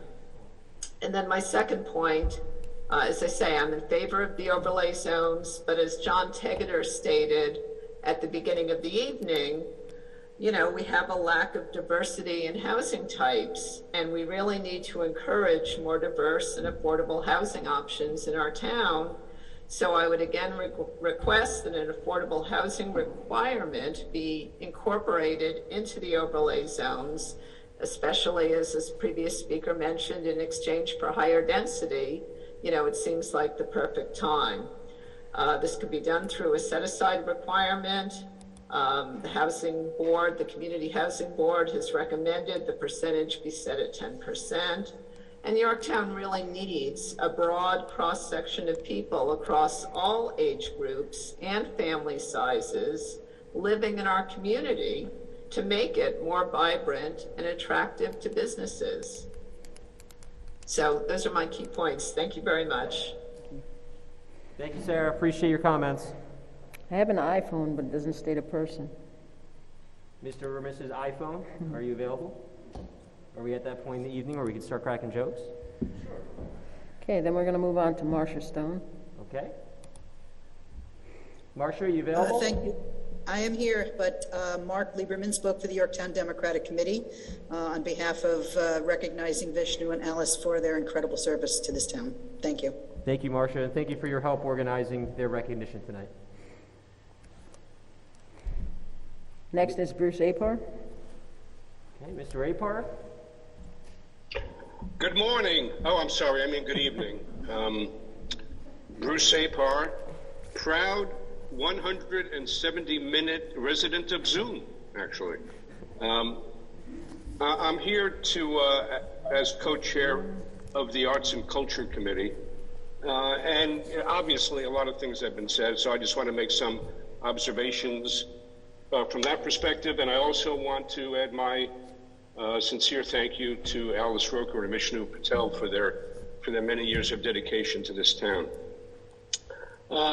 So the Arts and Culture Committee, which is a partnership of the town of Yorktown and the Yorktown Chamber of Commerce, what we want to do is create a foundation today for tomorrow's quality of life in Yorktown. And frankly, we're not that particularly interested in overlay districts, which, if you think about it, is sort of a geeky name to begin with. I mean, what do we know about that? What we are interested in is economic revitalization, and we're interested in demographic revitalization, and those two things go together. We're interested in progress with preservation, progress as in forward-looking infrastructure, and forward-looking infrastructure in this case is mixed-use hubs, which is not the wave of the future, it's the wave of the present, because mixed use is a magnet for the next generation of Yorktowners, and we've heard this already tonight. I'm talking about millennials, and after millennials, Gen Z. Actually, 62% of millennials prefer mixed-use living. That's from a study. By 2025, 4 years from now, 75% of the workforce in this country will be millennials.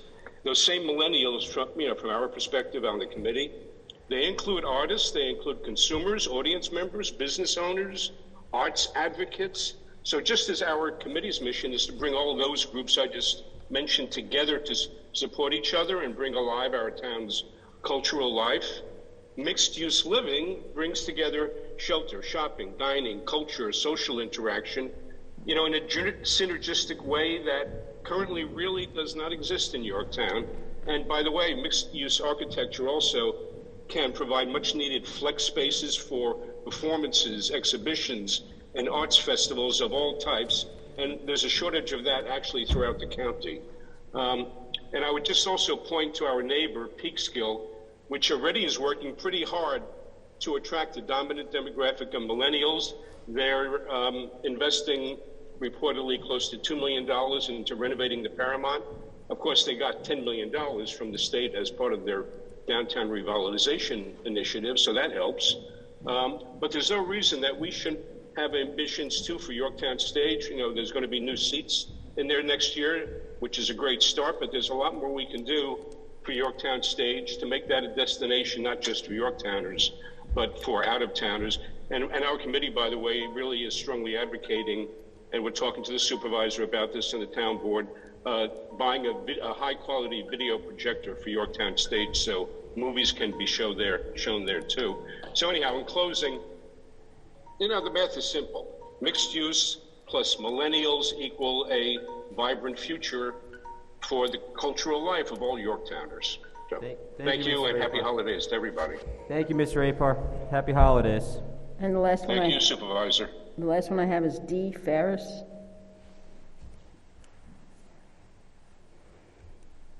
D. Ferris? And he left. Okay. Is there anybody else, one last time here in person, who has not spoken? Who has not spoken? If you've already spoken, we're not. I just wanted to bring up that the Yorktown Land Trust was going to speak, and I think John Schroeder was going to speak for us, but he has exited the building. Do you have his comments in writing? I have not seen them, but he's more than able to submit comments. Okay, we'll see. We'll see that you get those. Correct. No problem. Okay. No other comments? Not that I know. Is Alice on? Her name is. Alice, are you there? Councilwoman Roker?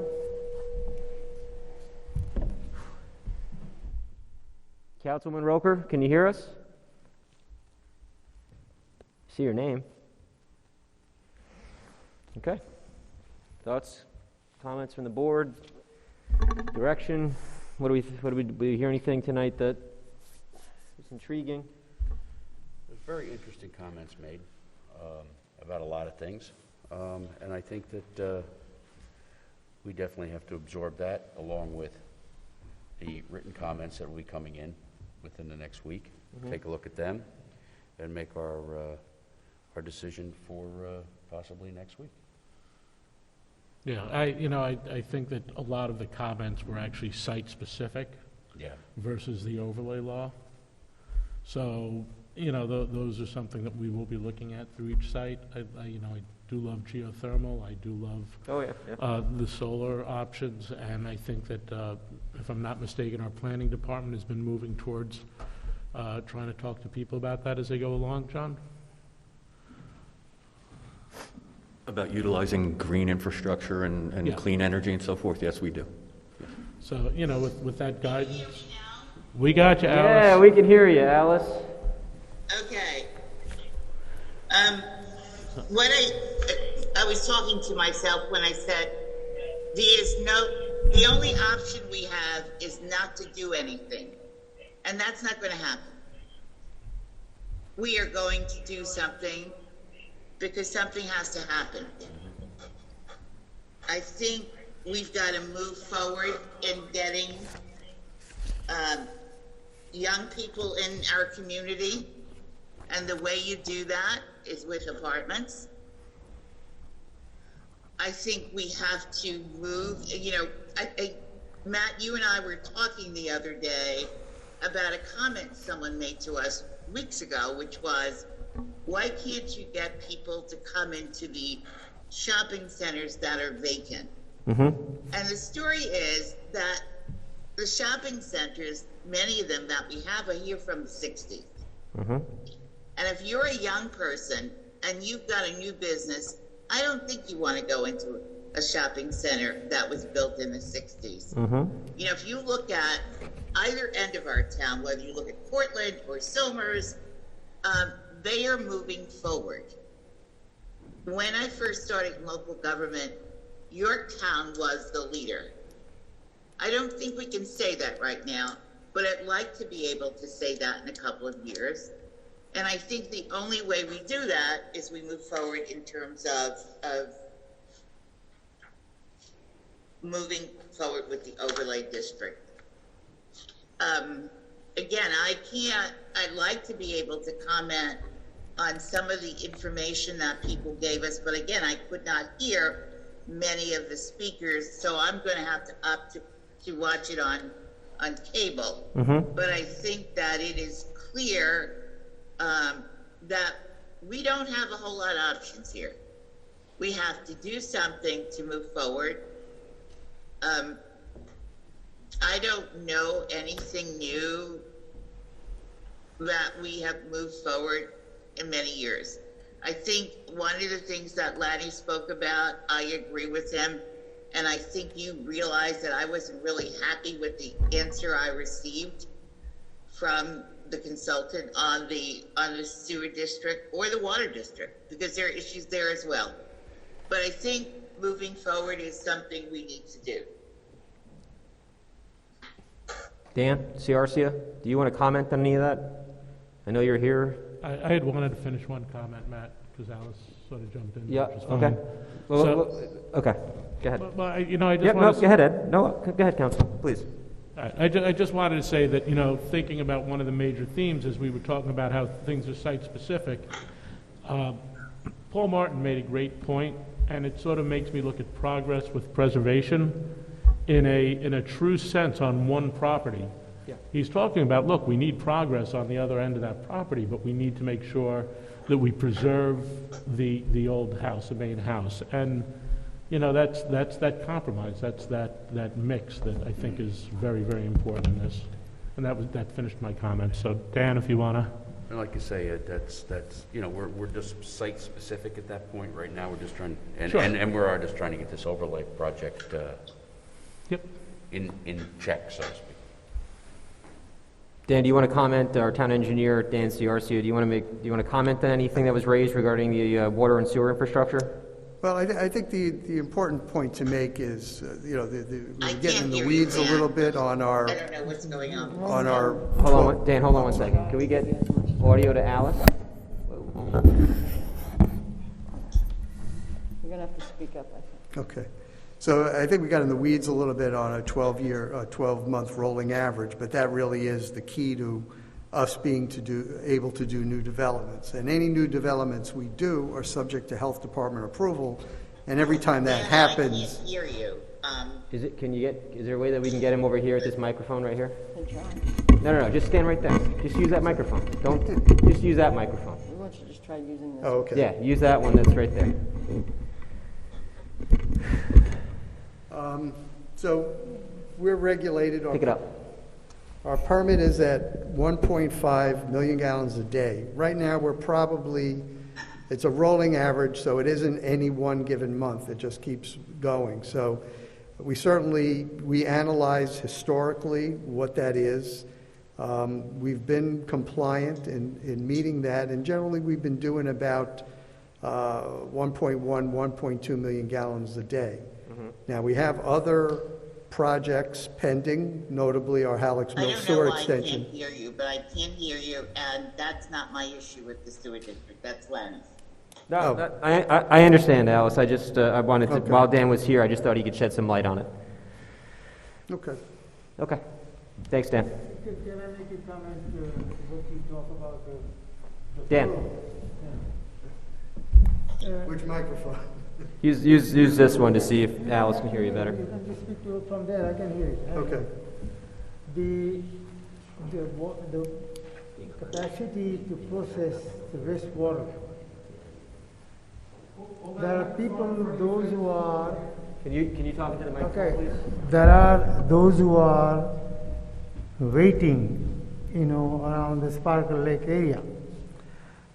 Are they going to be pushed back, and you want to give them the new owner or the development first? Because I understand the question. Yes, we have the Halleck's Mill sewer extension, and the way reality of how it's going to happen is it's not going to happen all at once. Even if we were to get this Halleck's Mill sewer district approved and built, it would probably be over the course of 10 years as people can afford to connect. So it's not going to be an instantaneous thing. So there's two other factors that are very important here. First is sewer collection systems like painting a bridge, that it isn't something you put in the ground and walk away from. We have to consistently look for where the leaks in the pipes are and fix them. We always have people who are hooking up sump pumps to the system, because our flow changes dramatically when there's a storm. So that's one element of what we have to do. And then the other part of it is the thing we're boxed into was really dictated by New York City. They put a prohibition on new surface discharges. So we could not expand above the 1.5 million gallons a day, but there's an arrangement in place where our plant was built to handle 2.5 MGD. So that's also in place. So between the capacity we have available, the continuing programs to eliminate inflow and infiltration from the system, and the ability to add another 1 million gallons of capacity, we have more than enough capacity to handle the ultimate build-out of Yorktown Heights. And Halleck's Mill both together? The whole deal. Let me tell you, 8 years ago, the headline, Halleck's Mill is getting sewer tomorrow, okay? I don't want to say anything more. Right. Okay? I understand what you're saying, Councilman. Half the people don't want it and half the yes. So then how are you going to get the money? Let's get together and maybe everybody should do something so we have a sewer over there, because it's really good to have a sewer. No, of absolutely, course, you know? of course. Yeah. But I think So Dan we was, are I ready, think Dan's you know? point is right. No, but I mean, his point is, also agreeable. I'm not saying it there, but every place I went, people ask me, listen, I'm waiting for 15 years. How can I tell them? Right. Really? So this is not just going to happen in 1 year, 2 year, even a 10 year. I just understand. Money is a problem. I know that. Yeah. Thank you, Dan. Appreciate it. All right. Any other thoughts or comments? Can Alice hear us? Alice, can you hear us? Alice, can you hear us? Can she hear us again, or no? We lost her?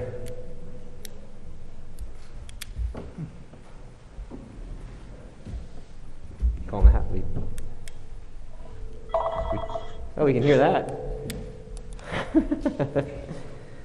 Alice, can you hear If us? I put you on my phone. Yeah, no. Oh, man. On speaker, would that be okay? Here, can I hold it over here? All right, hold on. I'm almost dead. So. You're almost dead? All right. Oops. Sorry about that. All right, Alice, can you hear us? I can. All right. So. Turn your computer on mute. Yeah, Alice, turn your computer on mute, please. What do you want me to do? There you go. Perfect. Just what you did. Kind of. All right. Maybe not. Okay, I can hear you. Excellent. So, this has been kicking around for quite some time. We've heard comments for the last nearly 2 years on it. We heard a lot of comments tonight. I don't know how the board feels, how you want to move forward. Matt, I think I'd like to make a motion to close the public hearing. And I think if we're going to do anything like that, you have to have a written comment period. Because Right. we heard, like Mr. Flynn needs time to get his comments into us. He's going to get the land trust comments into us. Right. I think But it's only... Can we call that by Friday afternoon at 5 so we can try to have them to go over for the weekend? And then Thoughts? turn around? I welcome input. Alice, your thoughts? I can't hear you. Can you hear me now? Yeah. All right. So there's a potential motion on the floor regarding closing the public hearing but allowing written comment. Since Why you want to do like this, maybe just to adjourn it now. It's got to remain open if you're going to accept comment. But we can close and we can allow written comment up until a certain point. So that's why I'm trying to see what the board feels about closing the public hearing and allowing for written comment. Yeah. Ed had suggested Friday to allow for written comment. In 2 days, they are going to go. In the mail will take you 4 days. Huh? I think. Is there a requirement for 10 days of written comment? But my thought process is we've had this for 18 months. Mm-hmm. We've had a ton of comments. I think there was something that You're effectively rezoning stuff, and you better be procedurally right, otherwise you're going to go to court. No, I recognize that. So why don't we just adjourn it now? And if you really want to, what is so hurry?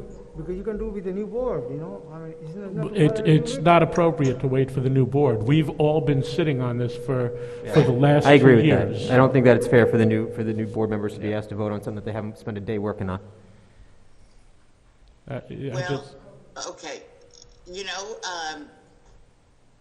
As long as you guys continue to accept comment, but not 2 days, okay? No, we're saying Friday, end of the week Friday. But if 3 days. How do you count? Wednesday, Thursday, Friday. I mean, listen, I'm fine keeping written comment through the weekend. Okay, can we keep? So how about we keep Alice? We'll keep written comment open until Monday. You know what? You know what? I'm going to do what you guys want, because if you guys get sued and lose, I'm going to say I told you so, okay?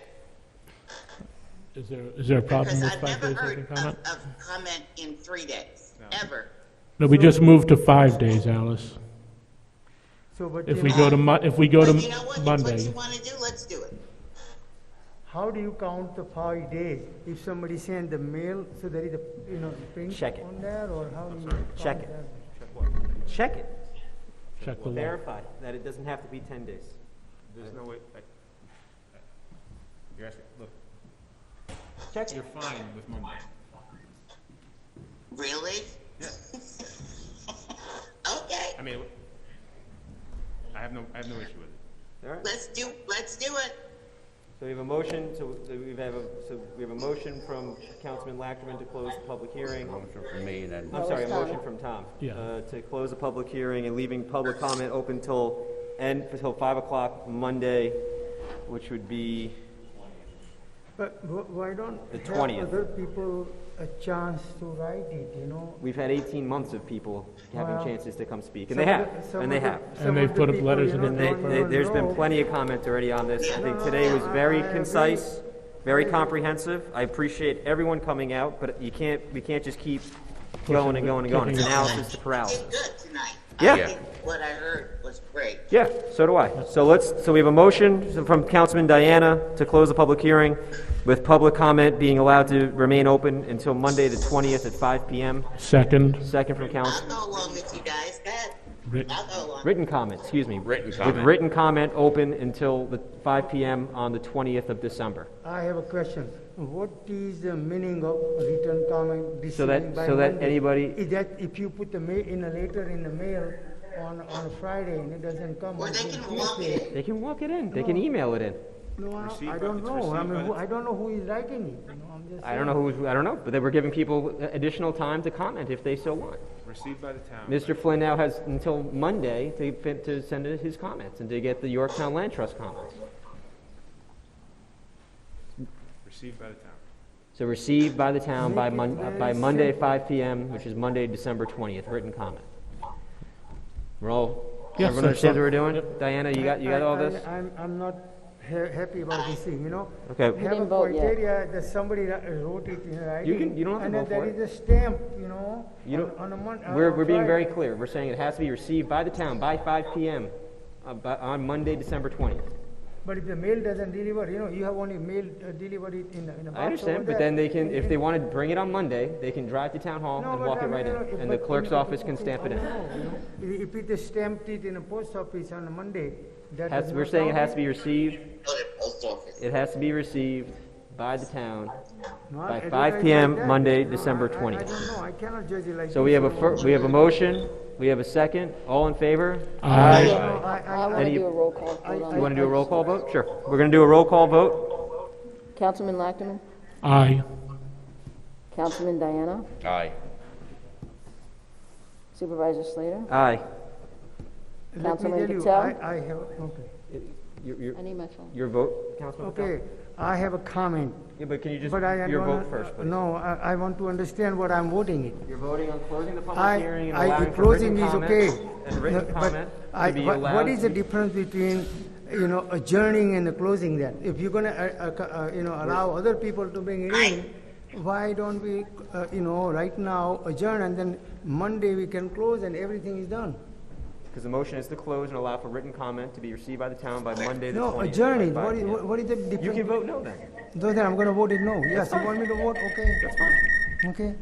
And- Councilman and- Patel, how do you vote? Let the public record reflect that I have to understand difference between adjourning now and closing. Why don't we do adjourn and take care of it, everything in Monday, all the all you're paperwork doing comes is in go here. along. All you're If doing I is may, go along. Supervisor Monday? Slater, because I made the point. What is really the difference between adjourning now and So, final? Councilman, if I may, the difference is, if we adjourn now and hold it open, our current board will not have the opportunity to vote on the law. Why? And we'll be kicking the can Monday, we'll be let- kicking the can down the road to the next board, and it's not fair because they No, have I'm not saying sat that. We on. do on a They Monday. don't have the experience on this. Councilwoman Roker, Councilman, hold on, Councilman Patel, how do you vote?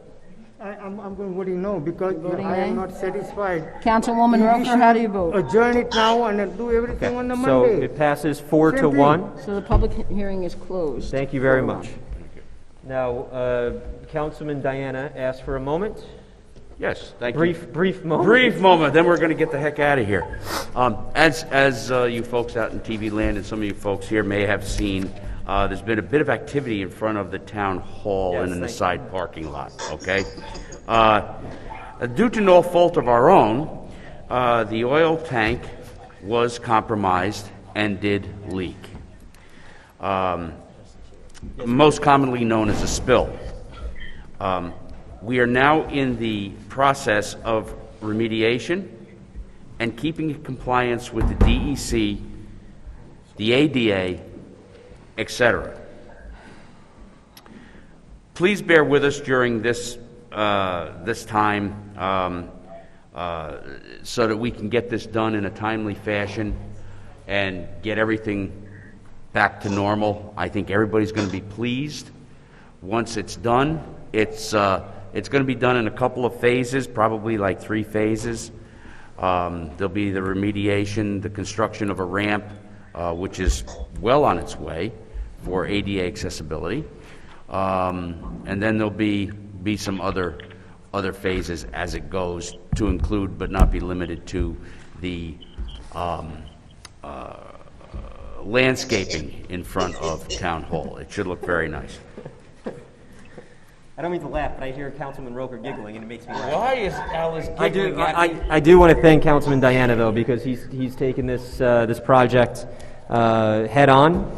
It was an unexpected disaster for those, if you remember from our budget hearing, who were asking questions about why it's important to have a strong fund balance. Here's a great example for it. You saw in the agenda today, we created a $100,000 capital improvement project. But again, we are going to do everything in our power to expedite this as quickly as we can. Make sure that, and I want to thank, of course, John Landy, John Tegeter, Dan Ciarcia, probably got a whole list. Al Pisano, Phil Marino. It's all hands on deck. But to Councilman Diana for taking the lead on this, thank you. My team is the one that's doing it, and it is the town engineer Dan Ciarcia, the town building inspector John Landy, the comptroller Pat, the R&R and buildings boss there, Phil Marino. That's a good name for him, buildings boss. Buildings boss. I like that.